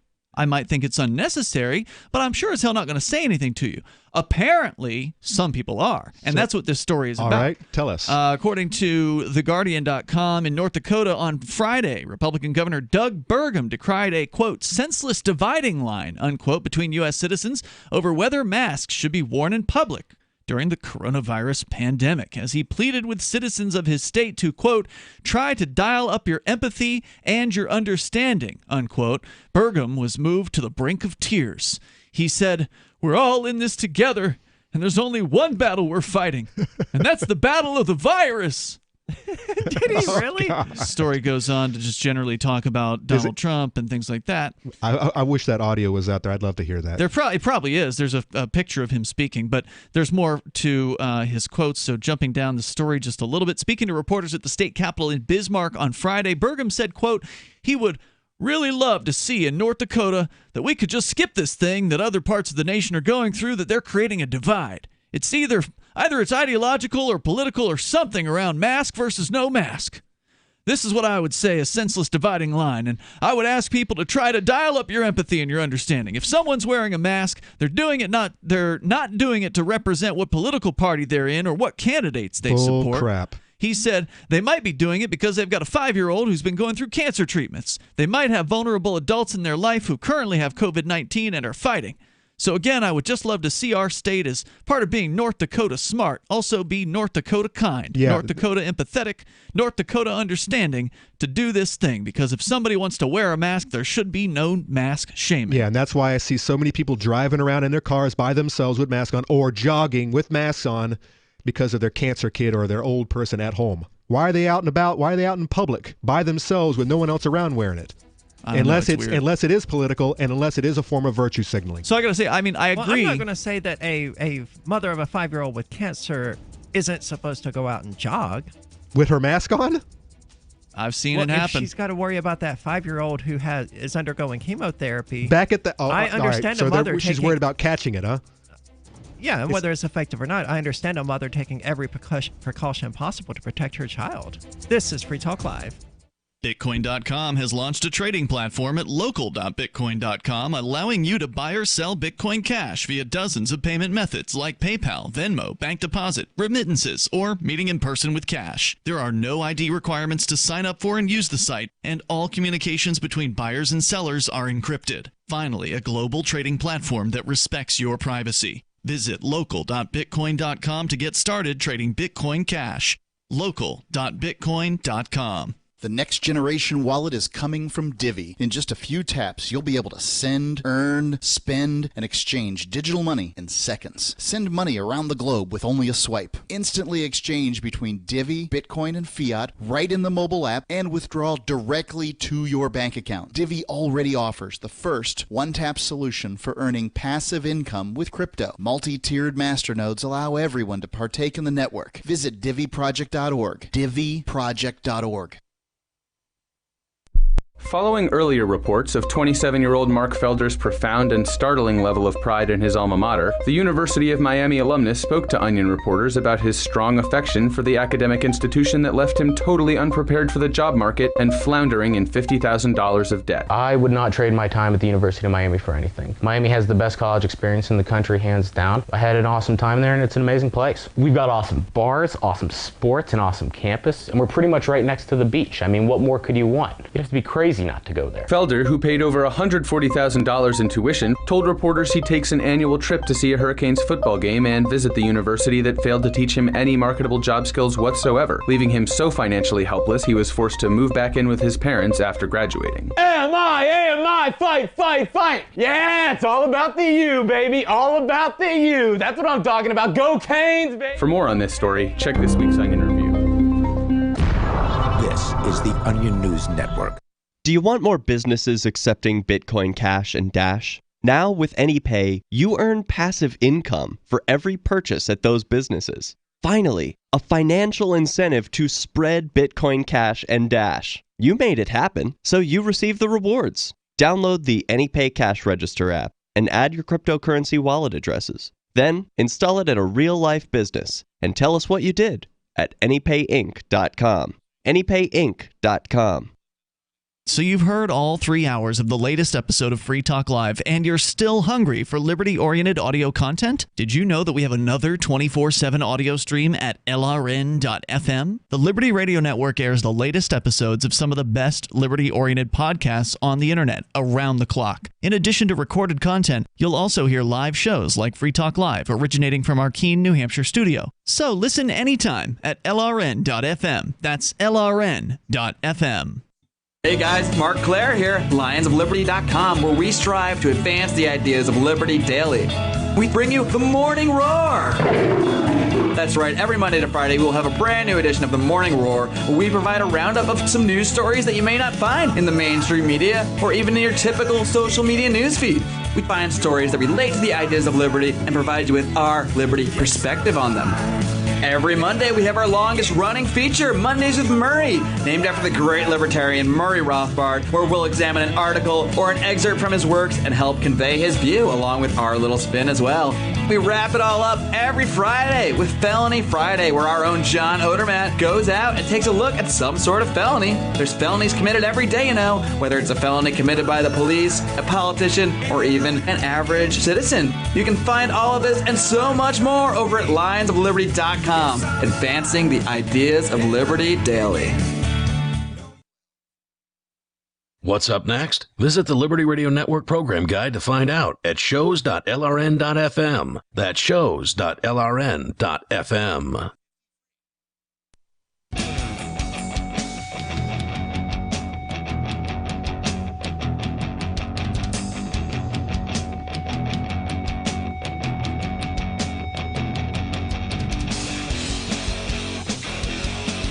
This is Free Talk Live, talk radio that you control. You can call in and talk about whatever is on your mind. That toll-free number is 855-450-3733. And with you tonight, it's Aria.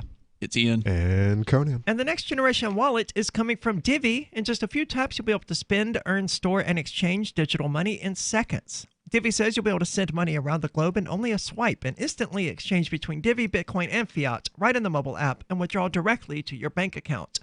But there's no need to wait, as Divi already offers the first one-tap solution for earning passive income with their multi-tiered masternodes, which allow anyone to earn by supporting the Divi network. When the new wallet launches, because of Divi's relationship with Western Union, Divi will be in 200 countries, including the United States. You can learn more at diviproject.org. That's DIVI project.org. Now, we're talking about masks here, and it may be curious, because one of the first things that I see when I go to the headlines at Google News or whatever is Trump mocking Biden for not wearing a mask. But whether or not that actually happened, every week it's just news article after news article mocking Trump, calling him an idiot, essentially, for choosing not to wear a mask. COVID-idiot. So if these governors throughout the country, if people throughout the country don't want people to fight over wearing masks, then that has to start with the politicians at the top who are causing that divide in the first place. So what are you suggesting? Trump should wear a mask to make everyone feel good? I'm saying feel that, better? No, I'm saying that the people criticizing Trump for not wearing a mask, largely the media and the Democratic left, Oh, I'll agree with that. are largely responsible for the animosity. But you're talking specifically about hypocrites by their very nature. All they do is lambaste the Orange Man for 3 years now. Well, I mean, but Trump and his crowd and then commit the exact same atrocities on their own See, ground. that's bias, Conan, because Trump and his crowd have done their own fair share of animosity back toward the people who choose to wear masks. That's what they're saying in North Dakota is happening. He retweeted a stupid picture of Biden with his ears out like Dumbo. I would have retweeted that as well if he was my political opponent. It's not even that mocking. I mean, the statement, if you read the statement on this Biden post, there's a post about Biden by a Fox News correspondent that Trump retweeted. That's what's being called mocking. Can you scroll up and just read what the post says? It's just a picture of Biden wearing a black mask. And what does it say? All right, Britt Hume says, this might help explain why Trump doesn't like to wear a mask in public. Biden today. And he How looks is that like mocking? Whether that is or not. He looks like an idiot. Okay. I know that I've been on social media sharing countless of things that said wearing a mask it's all about fear. It's all about compliance. It's about muzzling yourself. Conan, you said it's a muzzle earlier today. We're telling these people that they've muzzled us. We're creating this divide that we're now sitting here condemning, whether we mean to be or not, with loaded terms like muzzling and things I'm not like condemning that. the divide. I'm embracing it. I think it's great. Because I think it's, I forget which one of you said it before. I think it might have been you, Aria. You can identify who it is that you know you're probably not going to get along with real well. Now, that's not always true because some people wearing a mask because they have to or they feel like they have to as an obligation for their job. So, I mean, I don't blame an employee for this. But of the other people who are driving around by themselves with a mask on, okay, that's probably not somebody I'm going to get along with. And I will laugh at that person, but not to their face. No, right. Like I said before, I think it's silly. But I'm not going to say something to them. It's their life. They can wear whatever they want. Biden is wearing a mask, and I may think it looks silly, but the statement above it here isn't particularly mocking. If he wanted to mock Biden, he would have said, boy, you look like a stupid Dumbo. He would have said something more like incisive instead of just saying, well, the right, this might help explain why Trump doesn't like to wear a mask in public. Biden today. So the suggestion is that he thinks Biden looks silly. But by no means is this like a scathing remark or anything like that. It's not even a harsh critique. No, and he does look silly, but Biden kind of always looks silly. It's better to not see his mouth and the stupid things coming out of it. He looks less silly like this than he does when he's speaking. It's probably a smart move for him. You can't tell if he's actually looking lasciviously over at some little child as he's drooling. He might even be asleep. Well, it could be, yeah. So what else did the North Dakota governor have to say? Well, the guy in North Dakota is making it sound like mask shaming is about people who are shaming those wearing masks. And I'm not going to doubt that that's happened, although I don't think any of us have seen that happen. Has anybody here seen that happen in real life? When you read that article, I was like, this is news to me. Now, I have seen the reverse of what this article is talking about. Where have you seen the reverse? All on social media. Okay, I'm talking about in real life. Has it happened? No, not even today. I actually almost bumped into a lady, and she, excuse me, pardon me, da da da da da, and then she lit me in front of her. So here's because I had less groceries than her. So obviously, but she did look fearful of me. Everyone stands back from me. So what I'm hearing from you is that you're seeing a lot of divide on social media, but not so much in the real world. They have their safety bubble on social media. They can hide behind. You can't do it out in public. Makes sense. Maybe it's time to put the phone down and to go out in the real world. No. He goes out in the real world. I'm out in the world all the time, bumping into these people. Yes, and but you seem to be confusing the two. When Ian asked you if you had encountered this, you immediately went, oh, yes, everywhere on social media, but you've never actually encountered this. You've seen people on the internet fighting. No, Aria, this is how they really feel on social media. This is how you get an idea. Social media. It's like being insulted in World of Warcraft, man. It's an internet imaginary person arguing with another imaginary internet person. This isn't Reddit or 4chan. World. It is. Facebook is not the real world. It is a facet of the real world. It is a distraction from the real world. You have your public persona and you have your behind closed doors in my closet persona. And you think those people are posting publicly to Facebook? Their private personas? Yes. I don't know why you think that. Well, hold on. Because they're in their safety bubble. They can get away with it. This is how they really feel. And you have to weigh both. You have to weigh their public and their private. You have to put them together, and then you have an idea who these people really are. Okay. Conan, you're right in that people on social media will say anything they want, and that's because they are safely behind especially if they're behind a anonymous for sure window. But even regular people will be nastier than they would normally be in real life because they aren't in front of you, because they are hiding behind their computer screen. That much is true. That's always been true about social media. And it's also true that many of these same people would never dare to say things like that to another person in real life, because then they could get in their face and be confronted over it, and fights could happen. And no one wants that. And nobody wants that. I will say this. I have also not seen either shaming of a mask wearer or shaming of a non-mask wearer in real life. I have yet to see that in New happen Hampshire. Anywhere I've been. In his real life, he's not worried about what he reads on the internet. I'm not even on Facebook. He's not on the internet. Well, no, I'm on the internet. I'm just not on your social medias. I'm on some social media, but barely. Like, I'm on Twitter, but I don't go and read Twitter. I only see if somebody responds to me or something like that on Twitter.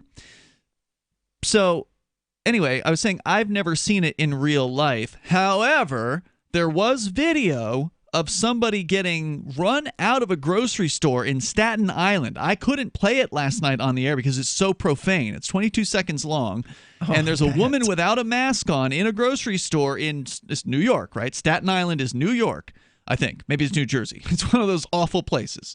Where people there are so obedient. And I think if you were to go into a grocery store or go out in public in these places, I think you'd see a significant difference. There'd be probably way more people wearing masks because, again, in New York, they've made it a mandatory thing, apparently, if you're out and about, period, statewide, as I understand it. And this woman was being shouted at, and customers were coming at her in this store. So it definitely has happened in real life. And if it's happened to people who are not wearing masks, it has probably happened in the reverse. We just haven't seen it. That's all. And so that's what the governor in North Dakota is upset about. He's calling mask shaming where people who are wearing masks are being shamed, but the reverse is also happening where people who are not wearing masks are being shamed. And this is a big dividing line, whether it's political or not. And I have to wonder, Conan, do you think that we would still have this division if Trump were wearing a mask? I think we would. I think lefties would be coming out saying we don't need to wear masks if Trump was wearing a mask. Because everything he says, they do the opposite of. Whether you agree with the guy or not, they will always go the opposite direction of Orange Man. I mean, Orange we can Man? answer that question, though, because when he visited the Ford plant in Detroit, he did, in fact, wear a mask. Don't tell the lefty. Don't tell the left. 855-450-FREE, as in Free Talk Live. We have all seen and perhaps used the alcohol-based hand sanitizers. Have you ever noticed how it dries your skin, and as soon as the alcohol evaporates, it's no longer effective? With bacteria and virus problems, sanitizers and hand washing are the first line of defense against infectious disease. GCNteam.com has alcohol-free antibacterial soap and foam meeting or exceeding all requirements as set forth by the United States Food and Drug Administration as a first aid antiseptic. When it comes to sanitizers, it only makes sense that it lasts till the next application and doesn't dry and crack your skin, inviting infection. For long-lasting alcohol-free sanitizing, come to GCNteam.com keyword antibacterial. That's GCNteam.com antibacterial or call 877-878-4203. 877-878-4203. Tahibo Tea Club's original pure Pau d'Arco Super Tea comes from the only tree in the world that fungus doesn't grow on. So it naturally has antifungal, antiviral, antibacterial, anti-infection, anti-inflammation, and anti-parasite properties. But maybe more importantly, Tahibo Tea Club's original pure Pau d'Arco Super Tea builds corpuscles in the blood which carry oxygen to our organs and cells. Our organs and cells need oxygen to regenerate themselves. The immune system needs oxygen to develop, and cancer happens to die in oxygen. The tea is great for healthy people, and it can truly be miraculous for someone fighting a potentially life-threatening disease due to an infection, diabetes, or cancer. Tahibo Tea Club's original pure Pau d'Arco Super Tea is only $34.95 plus shipping. Order now at shopsupertea.com or call 818-984-6100. That's shopsupertea.com or call 818-984-6100. Shopsupertea.com. Why did you move to the Shire? I moved here to the Shire because there's other people around who take liberty just as seriously as I do. I moved to the Shire because I saw videos of people challenging authority and thought that I could get support myself. It called to me, like, do this, right now. I wanted to be around people like me who got it, and once I got here, I knew there was nowhere else that I wanted to be. I've always wanted to change the world, so I moved to the Shire to join people who were actually working towards doing the same thing. The people here are awesome, loving, and positive. It was for the adventure and for the feeling of something important is happening here, and I just wanted to come to sort of be part of that. Visit ShireSociety.com to read and sign the Shire Society Declaration and learn the reasons why, if you love liberty, you should immigrate to the Shire. Plus, connect with others via the forum at ShireSociety.com. That's ShireSociety.com. If you want to know the latest about Free Talk Live before we go on the air, all you need to decide is how you want it delivered. It's your choice. Visit news.freetalklive.com to receive our usually weekly news updates by email. Plus, we have a Twitter account at twitter.freetalklive.com, and you can follow us on the decentralized Mastodon platform at toot.freetalklive.com. So please follow us at toot.freetalklive.com and sign up for our emails at news.freetalklive.com. Are you tired of your taxes funding endless occupations around the world? Antiwar.com is run by people who understand that wars abroad become wars at home, wars on our freedoms. Antiwar.com is dedicated to bringing you the latest in news, views, interviews, and reviews from the top movers and shakers in the anti-occupation movement. Antiwar.com has it all, from thorough foreign policy analysis to interviews with whistleblowers who used to run the military-industrial complex. Anti-war, pro-free market. That's antiwar.com. Join the LRN.FM Discord for live chat 24/7 at discord.lrn.fm. That's discord.lrn.fm.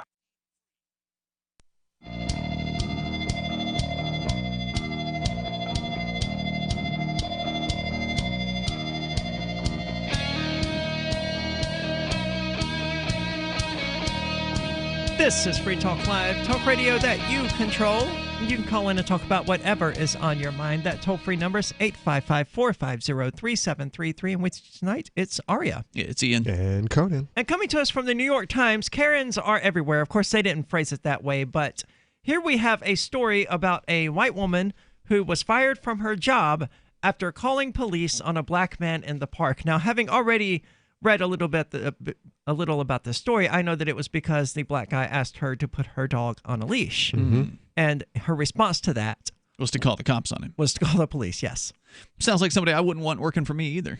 I would agree. The encounter begun as one of those tedious and brusque dust-ups between two New Yorkers. A black man, an avid bird watcher, said he had asked a white woman to leash her dog in Central Park. She refused. Now, I'm not a fan of laws, but aren't leashes required? In a place like New York City, I suspect they are. Then the encounter... I think they're even required here in little old Keene, New Hampshire. Well, it's a good idea if you're going to walk your dog or something to have a leash. It's generally a good idea. Yeah.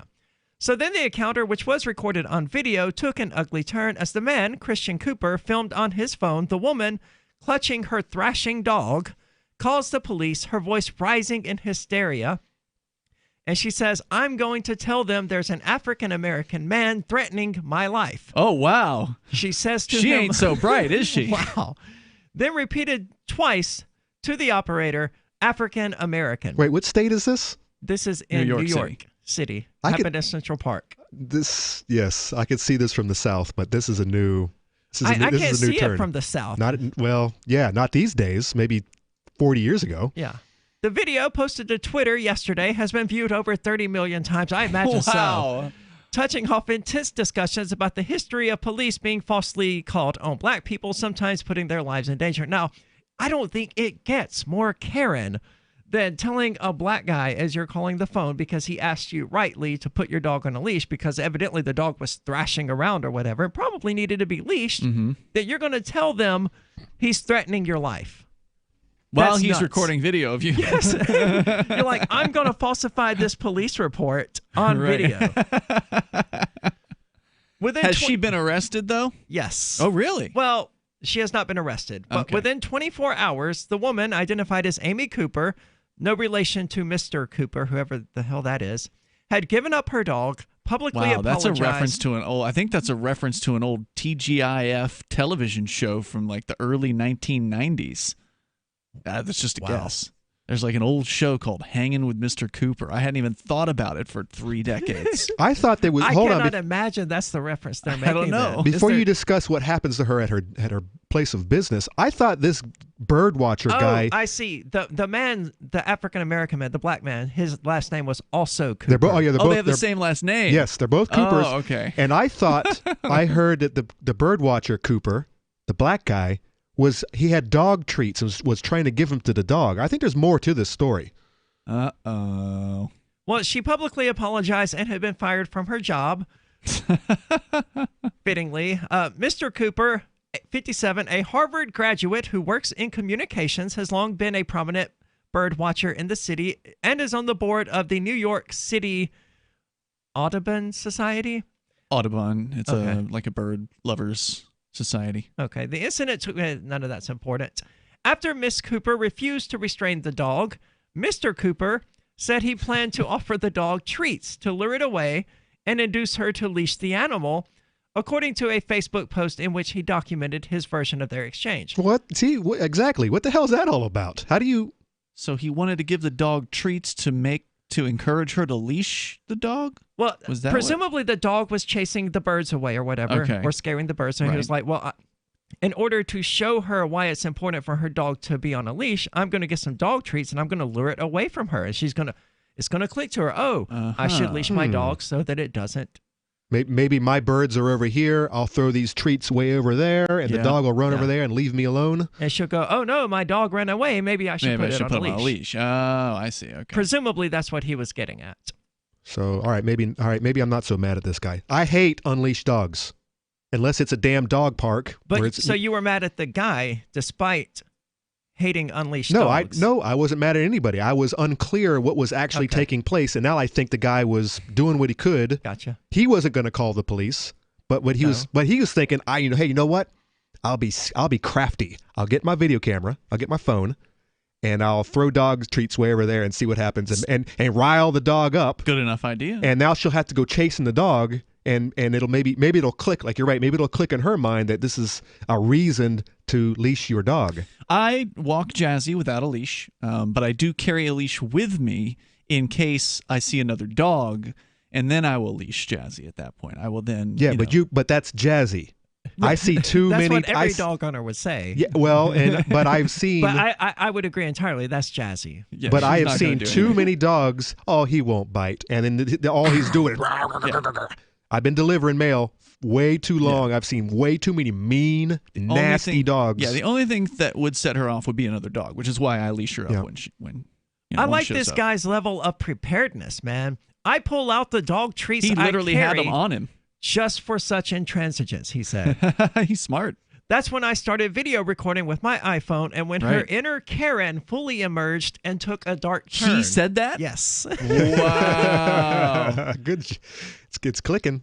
I also like your observation that, he didn't call the police. Exactly. He was, well, I mean, he's a black man in New York City. I don't blame him for not calling the police good for point, sure. Good point. But It never makes things better. I mean, that's what a sensible person should not call the police. It is very likely that it was a violation of some leash law in New York City, Mhm. if not New York State. Yeah, he ain't no narc. Yeah. He ain't no No, snitch. he tried to handle it creatively.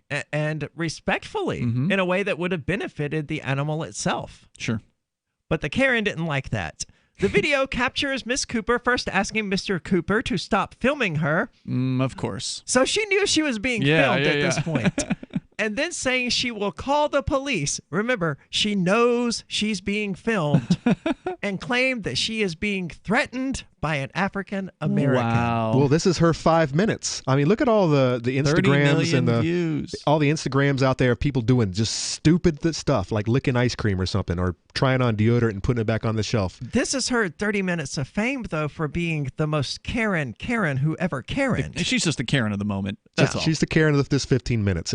She'll be overtaken. Please tell them whatever you like, Mr. Cooper says off the camera. I really respect this guy. She proceeds to call. I'm in the ramble. There is a man, African American. He has a bicycle helmet, and he is recording me and threatening me and my dog, she says to the 911 operator as she grips her dog's collar tightly. So she knew that it was a good idea to restrain her dog, but she didn't want to use a leash. She wanted to just hold the collar, presumably. She's just being a bitch. Yeah. She adds, I am being threatened by a man in the ramble. Please send the cops immediately. And then she hung up. By the way, I see a leash on this dog in the picture. She's holding the leash, but she's holding it real close up to the choke point. Thank you, Mr. Cooper says after she puts her dog on a leash and just before the video ends. On Tuesday afternoon, he said in an interview that I was quite adamant that I was going to tape her as long as the scofflaw behavior was continuing. Smart move. I didn't want to kowtow to that, and I didn't want to give it any power. I'm pretty adamant about not being a participant in my own dehumanization. I also wonder if they hadn't already met before, too. This might not be their first encounter. He might have been dealing with her forever and just kind of woke up one morning. You know what? I'm going to take some treats with me. I'm going to take my video camera ready to go, and I'm going to get this woman taken care of. I mean, it could happen if they both live in the same neighborhood. It's certainly possible they could have encountered This each woman's other. always coming out chasing my birds away with her stupid dog. He certainly dealt with Karens before, whether he has dealt with this particular woman or not. Upon arrival, police determined 2 individuals had engaged in a verbal dispute, said a police spokeswoman. No summons were issued and there was no arrest made. Shortly after the video was posted by Mr. Cooper's sister on Monday, someone who said they had been the white woman's dog walker identified her, and her name soon began trending on Twitter. Internet detectives digging into Miss Cooper's life. Should have tipped your dog walker better, lady. Yeah, they found an Instagram profile of her dog, Henry, and began sharing old photos documenting injuries he had suffered. By nightfall, she had surrendered Henry to the Cocker Spaniel rescue group she had adopted him from 2 years prior. Evidently, she rescued this dog, and he kept getting injured under her care. Maybe. And then she gave him back after this incident. Yeah. Well, my only issue with this, now that I'm reading the tweet from her employers, and they have embraced the new definition of racism in this country. And it isn't the actual, I think I'm more superior than another race. Now it is, if you just say someone is another race, or if you acknowledge a stereotype, they call this outright racist. How is this racist? I think it's entirely racist. She says if a white person had done this, she would not have called the cops. She just said it was all right, maybe. This is Free Talk Live. Remember when you first heard about Bitcoin? How long did it take you to realize this little project would soon change the world? Do you kind of wish you had gotten involved sooner? Well, now is your chance to be part of the next revolution in money. Intercoin is working to finally make crypto go mainstream. It's designed to be scalable enough to support everyday payments and even elections without the state. Bitcoin was originally supposed to be a peer-to-peer cash system, the way we would all pay one another without having to trust any third party. But instead, over time, it mostly became a store of value. That's because every 10 minutes, the Bitcoin network must put all transactions into a block, and that block can only hold so much. If crypto is to become mainstream, for everyone to use it in everyday payments, we need a new architecture, one that's as secure as Bitcoin while being far more scalable. Check out intercoin.org to find out more, and maybe pick up some of those coins for yourself. Bitcoin.com has launched a trading platform at local.bitcoin.com, allowing you to buy or sell Bitcoin Cash via dozens of payment methods like PayPal, Venmo, bank deposit, remittances, or meeting in person with cash. There are no ID requirements to sign up for and use the site, and all communications between buyers and sellers are encrypted. Finally, a global trading platform that respects your privacy. Visit local.bitcoin.com to get started trading Bitcoin Cash. local.bitcoin.com. LRN.FM now has a Discord. Discord is a free text and voice chat platform, and we now have our own server with a bunch of channels at discord.lrn.fm. You can join other listeners as they chat about various things during our live shows, or anytime, day or night. Discord software is available cross-platform, so you can have it on whatever device you want and take your chats anywhere. Join our Discord at discord.lrn.fm. That's discord.lrn.fm. You're listening to the live edition of Free Talk Live. Hour number 3 is next after the news here on the Liberty Radio Network at LRN.FM. This is the Liberty Beat, your daily source for Liberty news and activist updates. Produced in partnership with the SNLS Network and listeners like you. Online at snlsnetwork.com. I'm Mick Murrow with your latest edition of the Liberty Beat. Gold is trading at $1,721, silver at $17.63, and Bitcoin is trading around $8,769. Today's gold, silver, and Bitcoin prices are brought to you by Brave Botanicals, high-quality kratom and CBD at reasonable prices with excellent customer service. Brave Botanicals is activist-owned and mission-driven. The Liberty Beat and Brave Botanicals believe so strongly in the power of kratom, we're giving it away for free. Just go to libertybeat.news/free kratom. This is the Liberty Beat at snlsnetwork.com. In the news, a video has surfaced online showing a 21-year-old man laying on the ground in terror as a gang of police officers pointed their weapons at him. The Mind Unleashed reports the incident took place in Midland, Texas, in front of the home of the man's grandmother, with several neighbors watching and recording the events on their cell phones. The onlookers can be heard pleading with the police officers to put down their guns as they swarm the home. In the midst of the commotion, the man's grandmother came outside and stood between her grandson and the police. When police approached the man to make the arrest, his grandmother nearly fell on top of him. Now, police claim that 21-year-old Ty Anders went through a stop sign and then fled from police when they attempted to pull him over. However, Anders and his attorneys claim that he never passed through a stop sign and that he didn't try to flee from police. He merely waited to stop until he was somewhere that he felt safe with plenty of witnesses. Ever wonder where we find all the news to report right here on the Liberty Beat? Visit snls.news to get the world's most censored media published all in one place. Save yourself from the endless time spent searching for reliable alternative media. SNLS News makes it quick and easy. No ads, no clickbait, just raw headlines, 24 hours a day. Visit snls.news and get informed today without the corporate media spin. Your news now continues.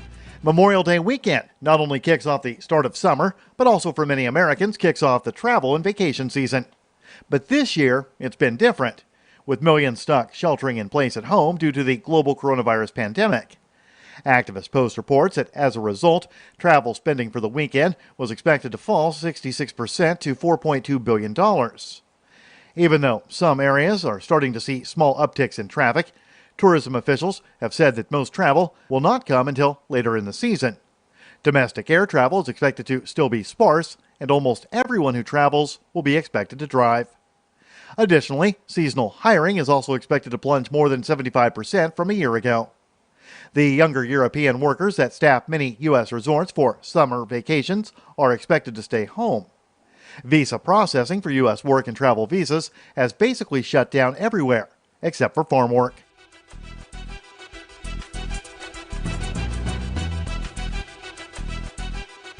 The U.S. Navy has been developing a high-energy laser weapon for the past several years, and has now announced the successful test of their most powerful iteration of the technology.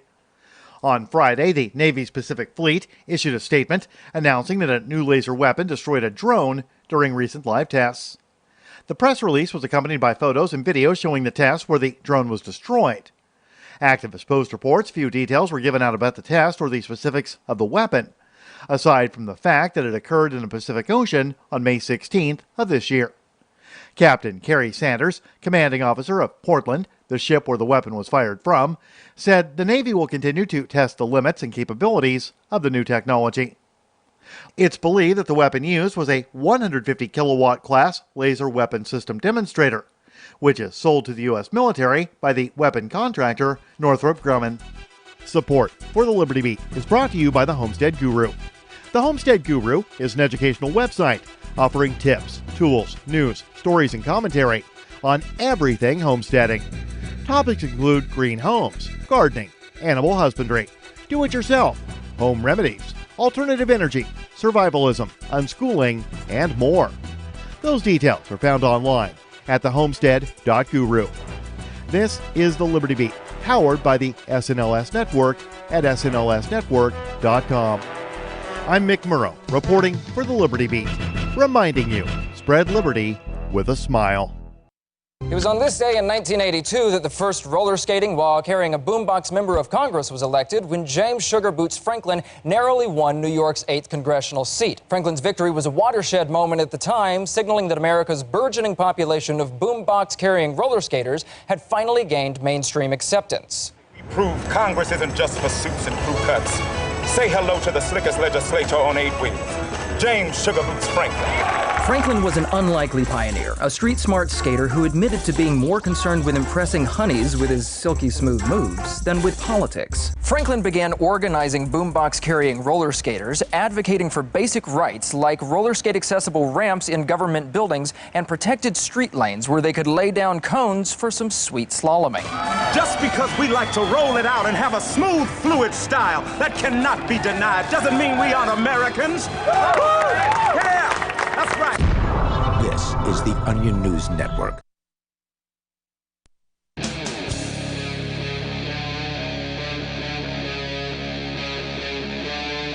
Free Talk Live.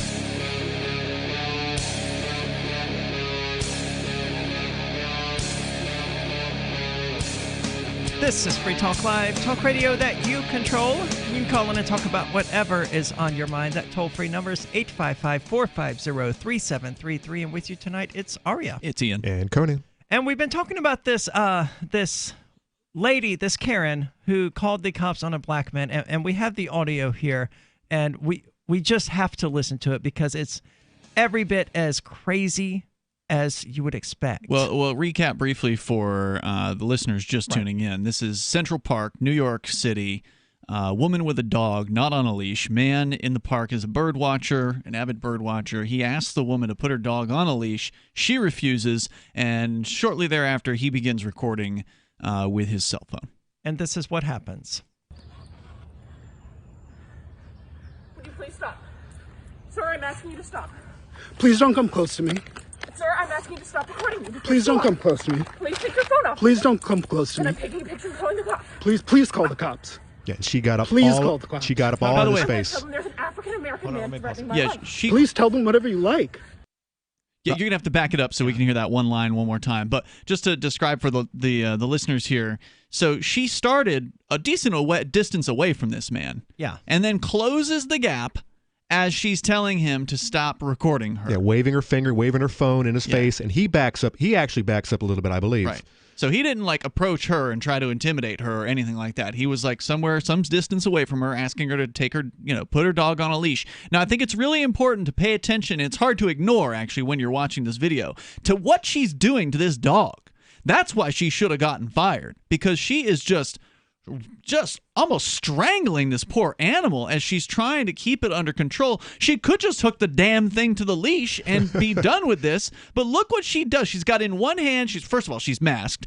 Secondly, in one hand, she's got her phone. She's trying to call 911. In the other hand, she's wrangling with this dog. Go ahead, continue.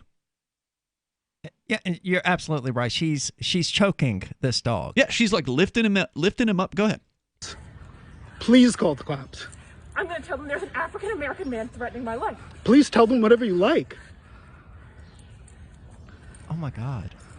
Watching the way she manhandles this dog. She's not even paying attention to the dog. She's so into what she's doing with her phone and talking to this man and threatening him. But did you hear that threat? She says, "I'm going to tell them that an African American is bothering me." She used that. She didn't say bothering. She said threatening. Threatening me. But she used that as her. That's her hand. That's against him. That's a false claim of assault. She's filing a false police report, and the fact that they didn't arrest her for it, that's pretty outrageous.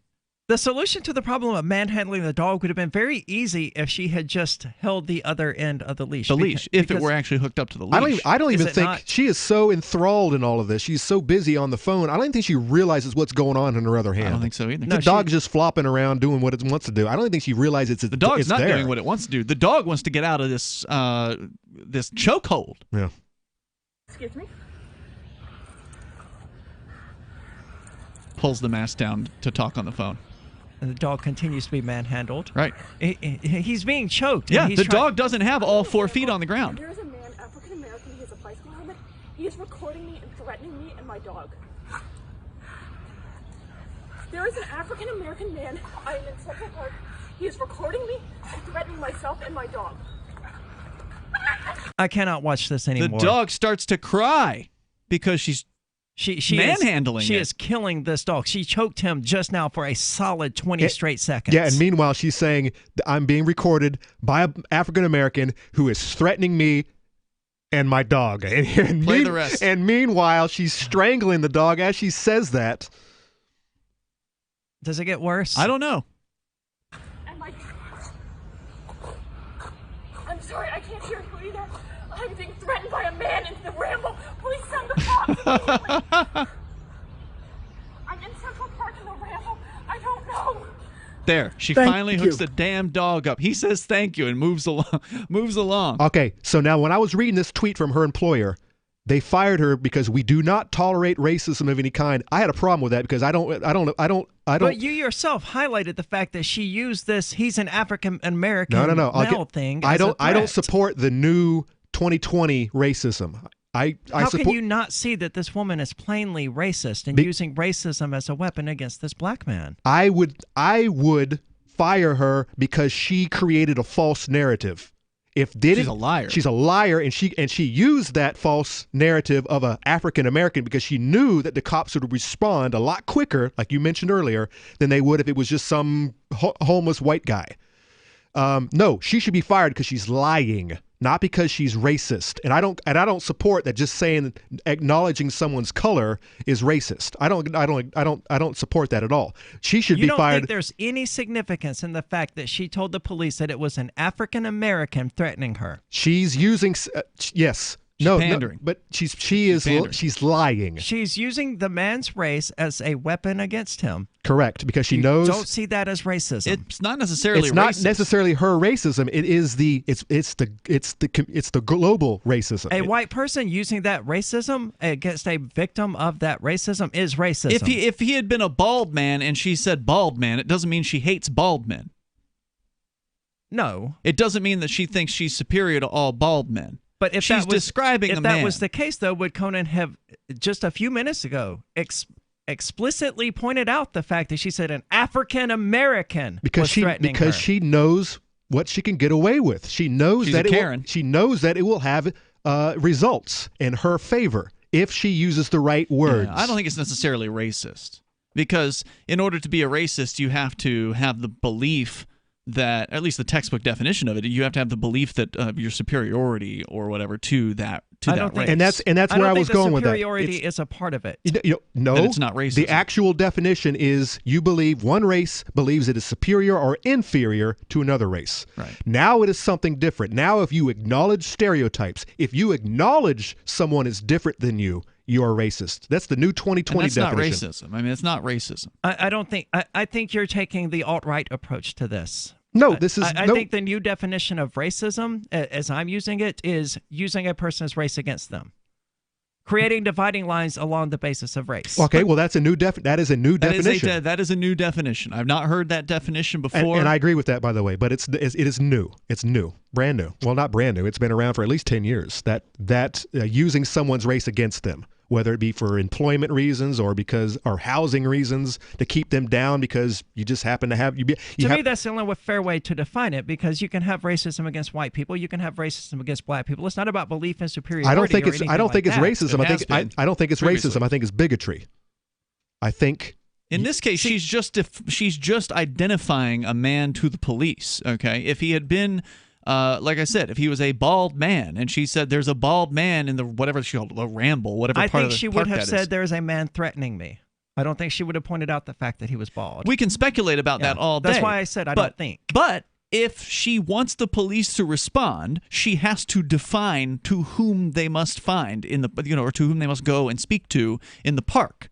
So she has to say a black man with a plaid shirt, with whatever, like he's tall, he's this, he's that. You have to describe the person. So I mean, I'm gonna cut her a break on that one. To me, that's the least important part of this video. The most important part is how hysterical this woman is, how out of control she is, and how she treats that dog. And it's very interesting that after this video comes out, she decides she doesn't want to have the dog anymore, and she gives it back to the rescue agency. Yes, I'm thrilled to know that. Yeah. Because I would agree. The worst part of this video wasn't what I'm perceiving as racism. It wasn't the lie to the police or anything like that. It was the way she tortured this dog on camera.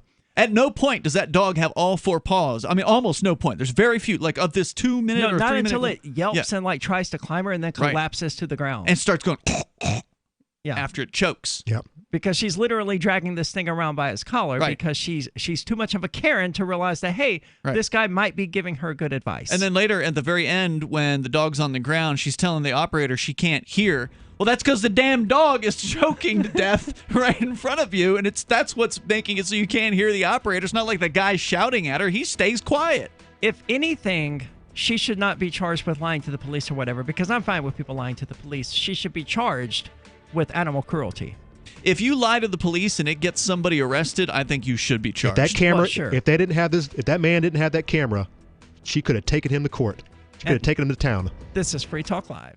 This COVID-19 thing has turned the world upside down. Regardless of what you believe about it, it has changed our lives. But what's not changed is that if you own a business, you need to advertise to reach new customers or clients. Our audience is not the kind to stick their heads in the sand during a crisis. They are fully engaged and more active than ever. Special advertising packages are available to you to help you not just recover, but thrive. Email my sales manager, Matthew at freetalklive.com. Gold has definitely been on the move recently, and there is no more secure investment historically. McElvaney ICA has been helping people take delivery of precious metals and find storage options for decades. They've helped thousands of investors with their precious metal IRAs. Call ICA today for your free portfolio review at 800-525-9556 or download their free report online at ICAGoldSilver.com to learn how you can double your gold and silver ounces even within an IRA. 800-525-9556. ICAGoldSilver.com.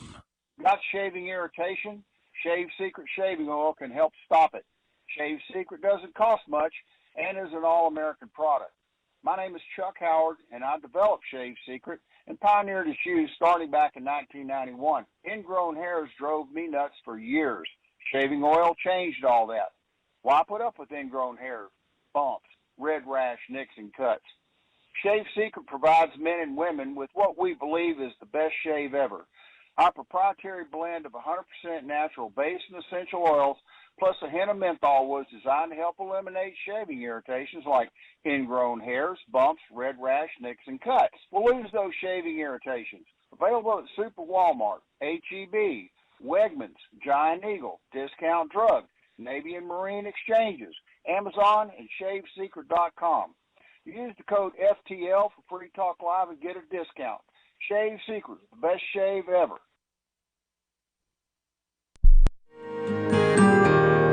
So the protection of life, liberty, and property is what the Free State Project is all about. But it's an effort to move 20,000 people who understand. It's about demonstrating to the entire country that, yeah, we can have a free market, a truly free market. Making it just a freer, great place to live.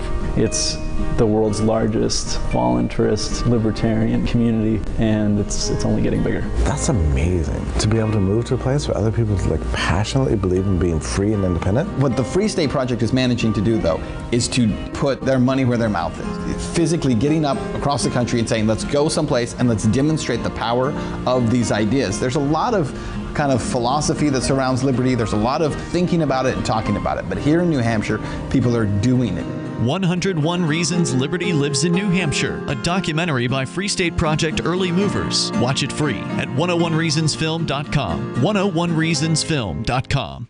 The LRN.FM's social media channels have been revamped. We've eliminated Facebook and focused on other platforms like Twitter and Mastodon, the decentralized alternative to Twitter. On our accounts, you'll find posts from multiple LRN.FM show hosts together in one place. Follow us on Twitter at twitter.lrn.fm, or better yet, move to the decentralized Mastodon social media platform at toot.lrn.fm, toot.lrn.fm. I think you'll like it. I'm a little obsessed with My Magic Mud. Several years ago, I met Jessica Armand, the founder and CEO of My Magic Mud, and I didn't even know my teeth were coffee stained. A week's worth of use convinced me, and now I use it every 3 or 4 days. It's clinically proven to whiten teeth, and I think it cleans better, too. My Magic Mud's available at most local health food stores, Sprouts, Natural Grocers, CVS, Walmart's Natural Beauty Aisle, but I can get it for you for 20% off with coupon code FTL20 at mymagicmud.com. FTL20 mymagicmud.com. Live video of our Keene, New Hampshire-based shows is streamed on DLive. Please follow and share at dlive.lrn.fm. That's dlive.lrn.fm.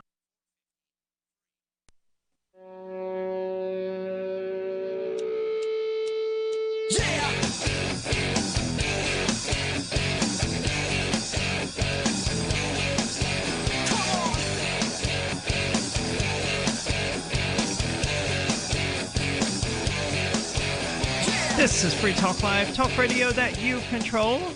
You can call in and talk about whatever is on your mind. That toll-free number is 855-450-3733. And with you tonight, it's Aria. It's Ian. And Conan. And you know, Intercoin's team spent the last decade helping communities release apps to unite their members and coordinate social activity.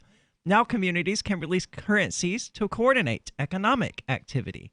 They represent a soft but voluntary power, encouraging people to spend the money on local goods and services that accept it, or to support the community with small fees when cashing out unused coins. Towns already do this to battle globalism, and festivals can create an extended online community that transacts on their own year-round. Intercoin is attempting to regain some of our freedoms that are threatened on the internet and in the real world. We think that's important here on Free Talk Live, so important that we accepted $40,000 worth of Intercoin tokens from Intercoin Inc. for advertising. If you think freedom is important too, check out Intercoin at intercoin.org. You can invest in this project and potentially make big gains, or just be involved and perhaps shape its future. Again, that's intercoin.org, I-N-T-E-R, coin.org. And getting back into the overarching theme that I was talking about a moment ago with why the black man would never have called the police is this story from ABC News coming out of Minnesota, where 4 Minnesota police officers have been fired after the death of George Floyd, a black man seen pinned down in video. Now, I have not watched this video, and Ian, I think you said earlier. I saw it, and I kept on scrolling. I knew what had happened. I've seen these before, and I don't want to. I see the freeze frame. I know what's going on. I don't want to see it. It's just that kind of video. Yeah, I don't have the heart to watch it. So he was evidently pinned down to the ground by his neck, by the knee of a police officer. And the FBI is going to investigate his death. He was apprehended by police in Minneapolis after disturbing video emerged on social media. This is very badly written, showing a police officer with his knee on the man's neck as the man repeatedly yells out, "I can't breathe." Just like, Kelly Thomas. Mm-hmm. "I can't breathe, please, the knee in my neck," the man, identified as George Floyd, said in a video showing a police officer pinning him to the ground. "I can't move, my neck, I'm through, I'm through." Oh, God. The Minneapolis Police Department announced Tuesday morning that the FBI will be part of the investigation into the death. Minneapolis Police Chief Arredondo said Tuesday morning that the officers involved in the incident had been placed on paid leave. And he pledged the department's full cooperation with investigation. Later Tuesday, however, the mayor of Minneapolis tweeted that all 4 responding officers in the incident had been terminated, saying 4 responding MPD officers involved in the death of George Floyd have been terminated. This is the right call. Being black in America should not be a death sentence. For 5 minutes, we watched a white officer press his knee into a black man's neck for 5 minutes. When you hear someone calling for help, you're supposed to help. This officer failed in the most basic human sense. Yeah, now the question is, they've been terminated, but will they be charged? Is there any, I'm just curious, any explanation of what happened prior to this officer putting a knee on this man's neck? Yeah, was he selling cigarettes illegally on the, on the corner of the street? I assume that's going to be in the preceding stories, and I didn't read about this until the cops were fired. I was like, wow, they were fired. That's actually... It's unusual. Yeah. So, I mean, the rest of it, cops finding anyone, killing them, pretty ordinary. But actually being put on paid leave, pretty ordinary. Being fired... not as ordinary. No, it's unusual, highly unusual. Charges would be better because they definitely committed murder in this case. We all watched the horrific death of George Floyd on video as witnesses. We begged the police to take him into the police car and get off his neck. This abusive, excessive, and inhumane use of force cost the life of a man who was being detained by the police for questioning about a nonviolent charge. And there were 4 officers present for this? Yes. Yeah. So, look, I understand that the police are going to argue, let me just presume that this man was being violent. There was, some sort of resistance to being arrested or something like that. I don't know what precipitated this, but usually you don't get a knee put on your neck if you just easily get arrested. Like, you put your hands behind your back and go in the car, that's likely not going to happen to you. I'm not excusing the behavior. What I want to say is how many damn tools did this cop have on his belt?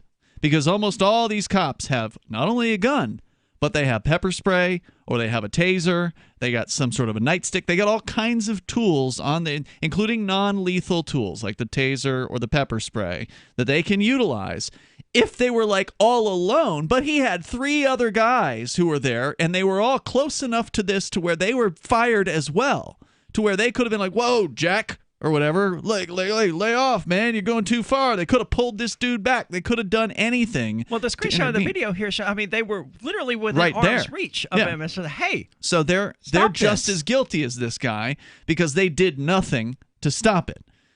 When they should have absolutely come in there and be like, "Whoa, we can handle this guy, man. You don't need to do this alone," or whatever. But for 5 minutes, they just stood there while this dude's choking him out with his knee. I mean, this is insane. Yeah. But it's not uncommon. It's not atypical. It's what you expect from the police these days. You expect them to commit murder on the job, and you also expect them to get away with it. And I suspect they will get away with this in the long run, and that any charges that are filed will not be successcul. It does happen quite often. It's just they don't all get captured on video. That's true. And that's what we're finding out. Little bits and pieces of Kelly what's Thompson actually was on video of what actually happened. What about all the cases we never hear of? What about the freaking armed 19-year-old white girl who shot herself in the back of the head in the face while handcuffed in the back of a police cruiser? That's talent. It wasn't on video, but that's what people were told. That's what people are being led to believe. Is that somehow handcuffed in the back of this cruiser, she managed to acquire a gun and shoot herself in the head.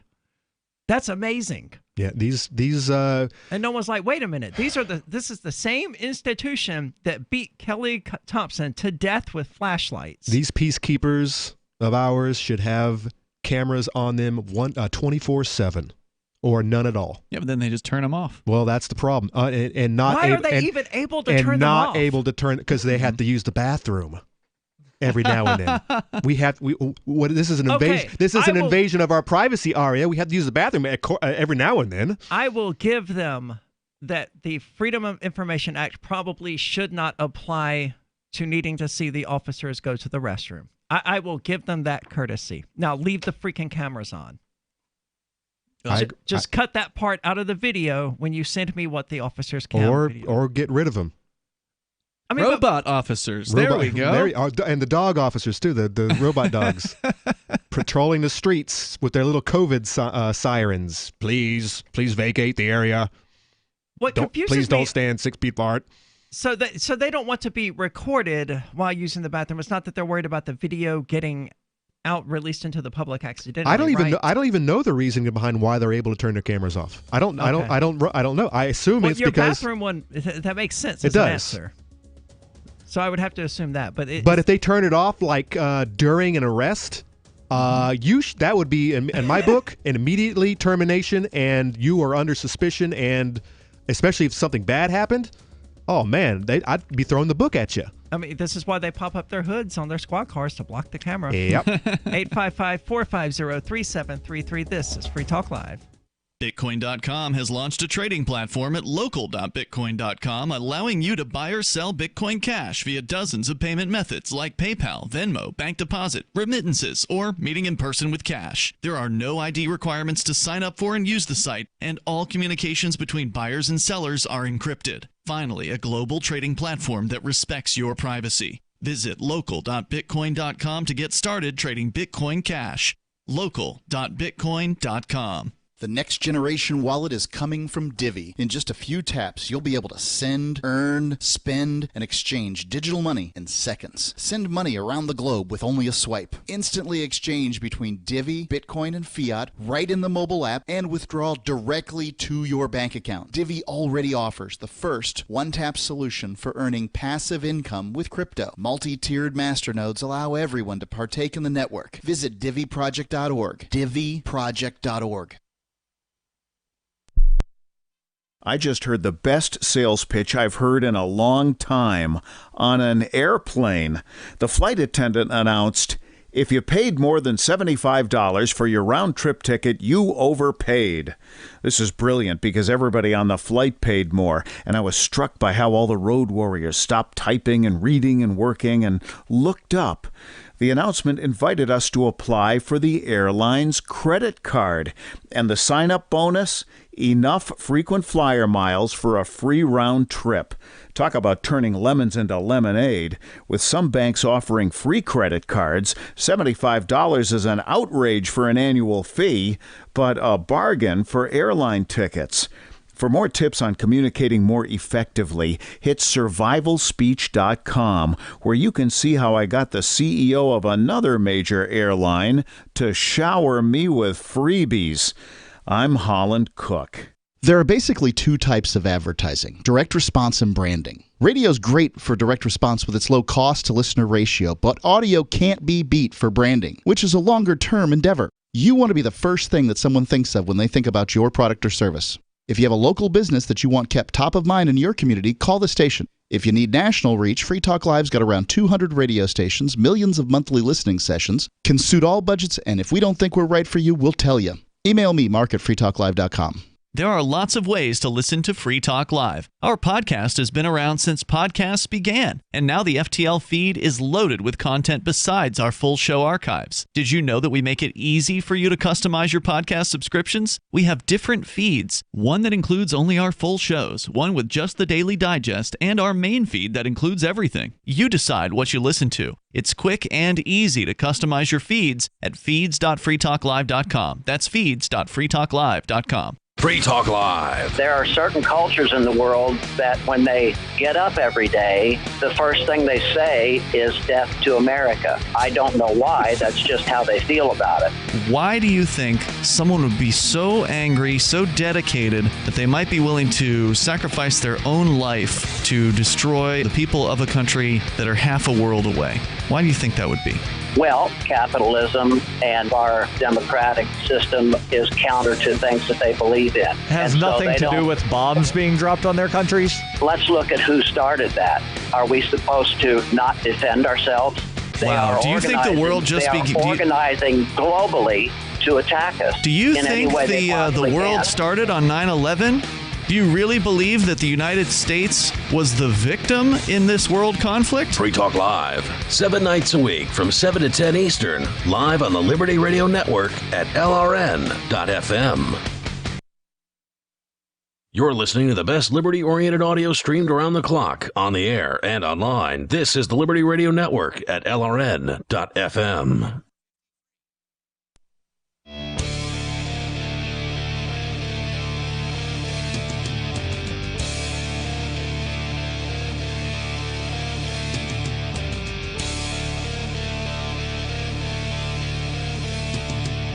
This is Free Talk Live, talk radio that you control. You can call in and talk about whatever is on your mind. That toll-free number is 855-450-3733. With you tonight, it's Aria. It's Ian. And Conan. And just a little over a month from now, you can join us and other liberty-minded volunteers. I don't know, Conan, are you going to Fork Fest? I am not. He's antisocial. Well, Yes. you can join asocial. You can join almost the rest of the entire FTL crew at Fork Fest 2020 from June the 29th until July the 5th. For Fork Fest 2020 at Rogers Campground in the White Mountains of New Hampshire. It's happening the week after the Porcupine Freedom Festival, and Fork Fest is decentralized, which means no one is in charge. And if anyone tries to sell you a ticket to Fork Fest, don't buy it, because there is no ticket cost. Just reserve your camping, RV site, or motel room with Rogers Campground for June the 29th until July the 5th, and we're better to celebrate Independence Day than around other freedom-loving activists in the Shire. You can just relax and go camping with other liberty lovers, or you can create whatever experience or event you want others to have. But if you're planning an event, be sure to let others know in advance. You can connect with other Fork Festers via the unofficial Telegram chat or the Fork Fest forum. Links to those are on the unofficial website, forkfest.party. Again, that's forkfest.party. I'm looking forward to it. I've actually expanded my vacation request to also include the Porcupine Freedom Festival. Right on. That's because Fork Fest now includes the Porcupine Freedom Festival. It's one way to look at it. Oh, that's true. That's true. The Porcupine Freedom Festival is now happening during Fork Fest. That is exactly how I choose to look at it. Well, let's go to the phones. We got James calling from Arizona. James, you're on Free Talk Live. Pizza guy in a country of 350 million people and 1,000 people killed by cops every year. A supermajority of them being in self-defense, a significant portion being overreaction. I would even submit at most 100 people are murdered by cops every year. So it's not even... I mean, we had the stats on this. It was like 1,700 last year. To say it's out of the ordinary, 1,700 and 1,000 really isn't that big a difference, statistically speaking, James, as you know.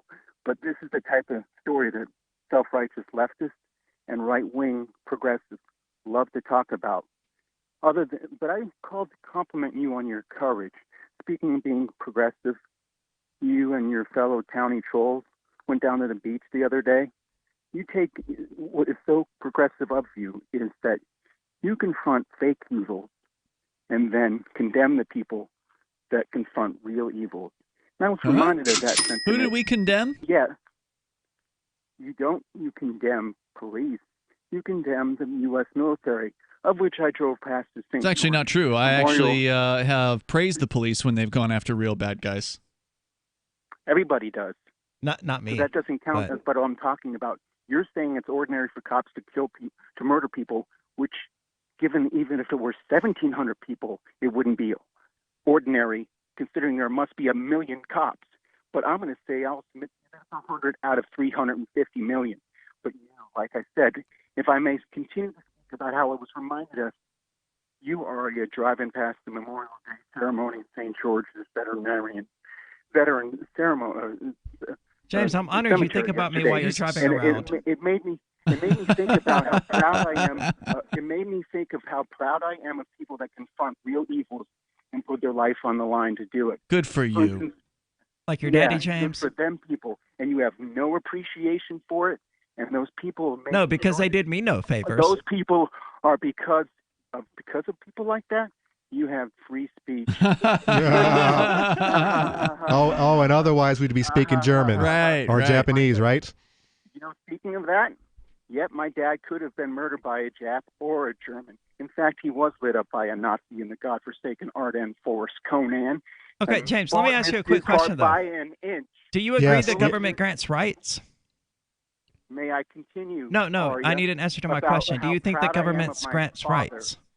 And his He doesn't want to But have a actually, conversation. this is something we've talked about in the past. What James's relationship with his dad is, because it was clearly bad. It was clearly not good. We've always talked that it's been very bad, but James is very.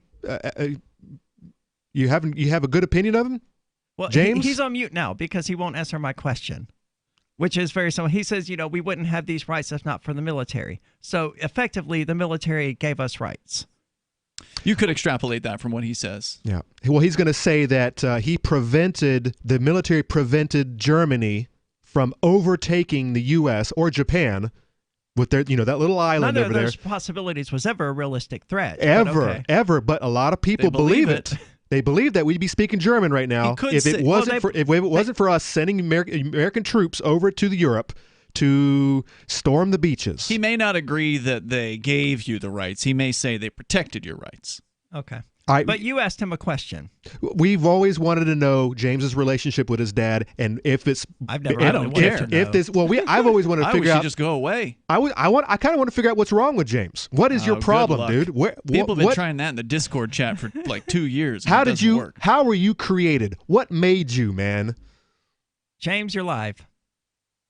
Conan, progressives always have smear, and that's all you've got. I'll be happy to answer that question if you hold me over. Rather than me interrupting me when I was making a point about how proud I am of my father for blowing up Nazis to bits and pieces, and the locals welcomed him and his fellow comrades that drove in Sherman tanks and with artillery that killed even many locals, and they didn't blame the American military. They blamed the Nazis for that James. happening. More important, and you like your dad. That's great. Did your dad like you? To me on the other side of the break, Aria. No, I'm not holding you to the other side of the break. That's not going to happen. Oh, really? You're not that interesting. Question.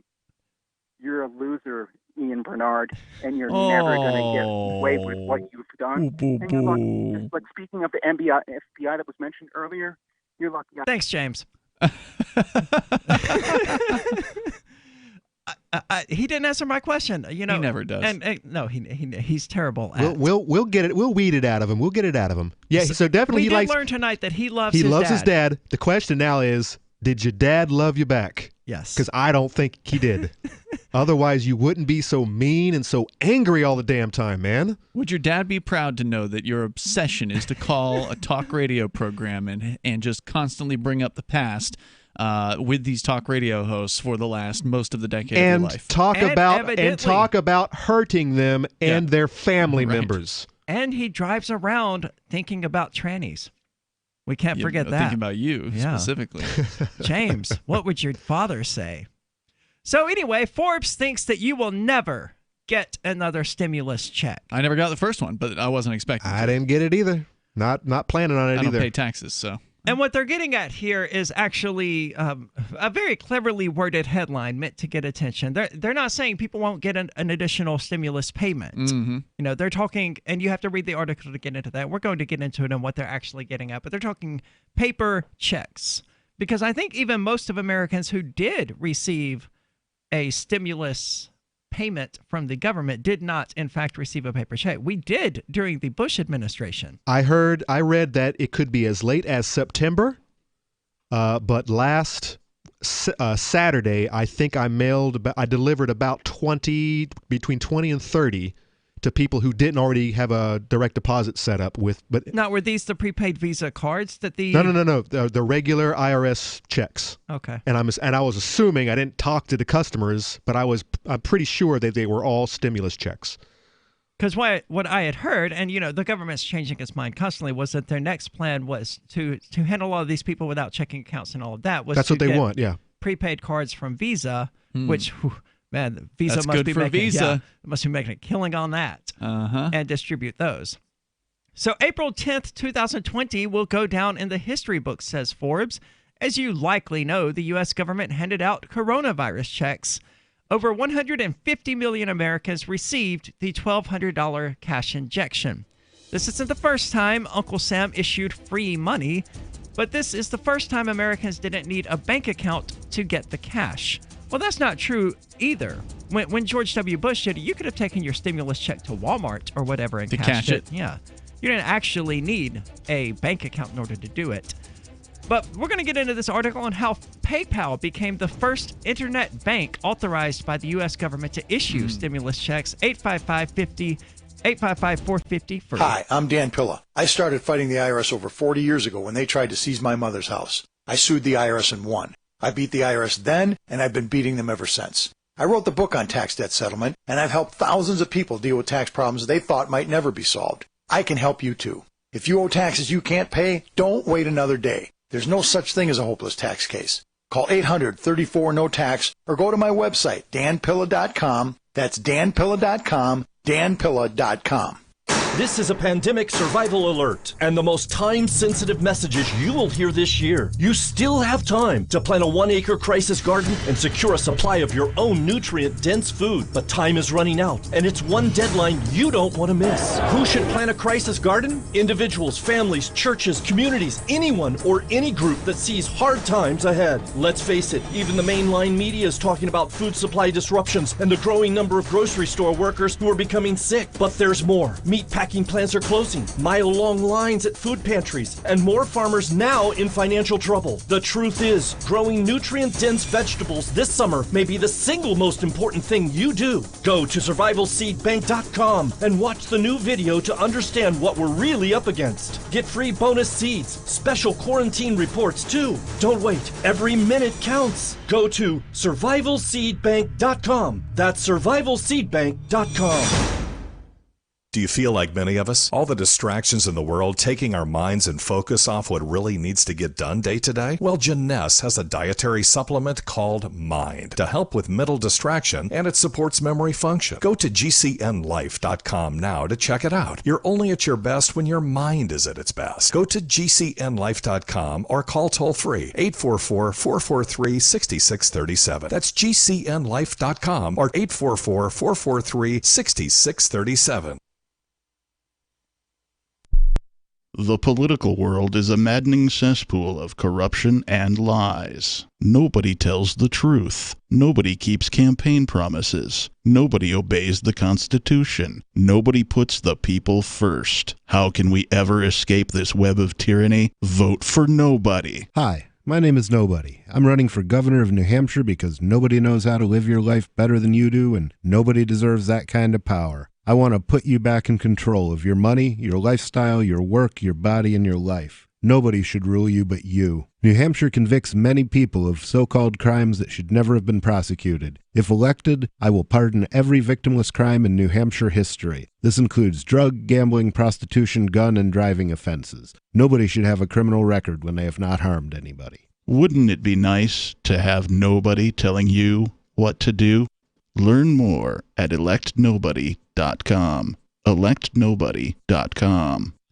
What if you want to hear the latest episode of Free Talk Live, but all you have is your phone, you forgot to download our archive, and you have no data connection? You can call our Listen line at 641-793-0191. That's a long-distance number, so you may incur charges. If not, listen as long as you want. 641-793-0191. The Free Talk Live Listen line, 641-793-0191. Looking for a great real estate investment? Consider New Hampshire, which is ground zero for the Liberty Movement. Your first call should be to Mark Worden from Porcupine Real Estate. He's more than just a real estate agent. He's your New Hampshire concierge. Where are the best places to live? Do you want farm, city, the burbs, or forest? Do you want a duplex or multifamily building so that renters pay your mortgage? There are homes in all price ranges in New Hampshire, and Mark can help with financing too. Invest in liberty and property. Mark Worden can help. PorcupineRealEstate.com. Do you love Twitter? Make sure you favorite the LRN.FM Twitter account so you can receive our tweets at twitter.lrn.fm. That's twitter.lrn.fm.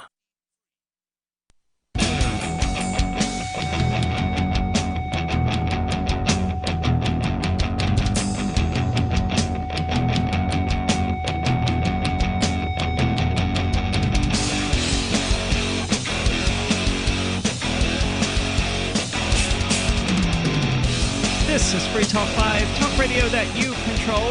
You can call in and talk about whatever is on your mind. That toll-free number is 855-450-3733. And with you tonight, it's Aria. It's Ian. And Conan. And I want to say thank you to Lynette Warren, who is tonight's amplifier. Now, Lynette is a gold-level amplifier, which means Lynette chooses to give $10 per month to the AMP program. You can find out more about it at amp.freetalklive.com. But, of course, we don't ask for $10 a month. All we ask for you to join the AMP program is $5 per month. Again, that's amp.freetalklive.com. If you like the show, if you like its message, and you want to help us get on more radio stations, all that great stuff, contributing to the AMP program is the best way to do it. AMP stands for Advertise, Market, and Promote. And all money that goes there is used strictly to advertise, market, and promote Free Talk Live. So, Lynette, thank you so much for your contributions. We hope you enjoy the show, and we hope you continue amplifying it. Now, something appears to be happening in Minneapolis, Conan. So I'm pretty sure I know why those officers were fired.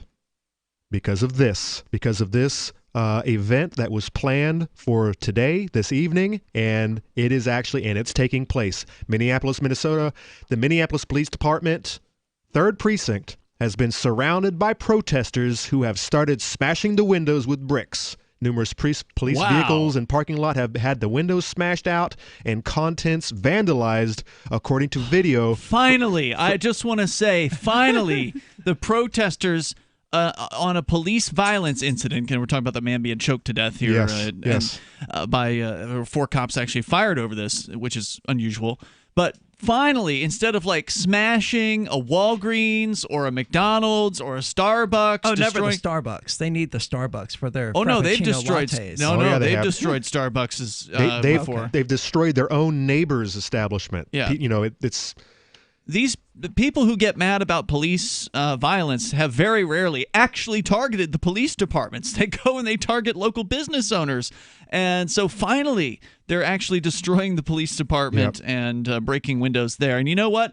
I don't support violence as a solution to things, but this is your property, right? You paid for it. That's the myth. Yeah, your money was stolen from you, and it was used to pay for this property. That much is true. So as far as I'm concerned, destroying government property is totally fine. Yeah, so windows have been smashed, contents have been vandalized, according to video from Unicorn Riot. Check out that Twitter because all of these videos are there on Unicorn Riot at the Twitter. Officers are inside of the surrounding building, and other officers in crowd control gear have started to respond to the parking lot and are deploying gas. Now, I'm watching some of these videos, and what I see a lot of people just kind of milling about. It's not like people with pitchforks and torches. It doesn't. I don't get that feeling at all. Well, I mean, they're pretty upset if they're smashing windows. I'm not actually seeing that. I'm not seeing that. But I am seeing the wreckage. If they're good, smart rioters, they won't have video of themselves smashing police car windows. Correct. So I'm not actually seeing them in the act, but I have seen pictures of the damage, and there's police cars that are basically gutted. Nice. The only things I've seen are just, typical protest pics, and the only interesting thing about it really is that although some of the people there are wearing masks, even a majority said Fox 9, none of them, there is no social distancing here. This is a photo of a relatively small area, and people are just packed into it. I would agree. Good, great. If this is what it takes to end everybody's social finally home. They can't have to go to work, so it's like now you can actually get a protest together. Yeah. Oh, and by the way, I do believe I understand what they were trying to get George or Floyd on, and that was forgery. That's what they were choking him to death for? I saw that earlier. It was a forgery, an attempted forgery in progress. Officers responded to the location after receiving a report of a forgery in progress and were told that the suspect appeared to be under the influence and was sitting on top of a blue car, according to the press release. What the hell is a forgery in progress? I don't know. It's like falsifying your parent's signature on a report card? Maybe he had false identification or false registration, vehicle registration. So he got out of his car and sat on top of it or something. That's not really. I'm curious to know forgery. the rest of the story on that. I don't think we're going to get it from the news story though. No, I don't either. So he was all of this. He's dead now because some Karen called in and reported a forgery in progress. It might have been the police who called it in because they were trying to get him on something. Who knows? Well, I guess more information is going to come out, and more vehicles and more windows are going to get busted out this evening as well, and more gas canisters. So the riots. Gas canisters are going to be launched. They're launching them out like you wouldn't believe. So what's happening right now in Minneapolis? I mean, it's continuing. It's going on. It's going on right now as we speak. Okay. Wow. So the police are using tear gas, you said. A lot of it, yeah. The streets are fog-ridden, gas-ridden. And the police, it would seem, are sort of scared. I mean, sieged in the police department. It sounds that way. The cops are responding because they're afraid of what's happening here. I mean, usually people aren't riled up enough to start breaking things of the police. That's very, very rare that something like that happens. Yeah, this is a new level for sure. Mm-hmm. Is it a new normal? A new abnormal? I hope it's the new normal and not the new abnormal.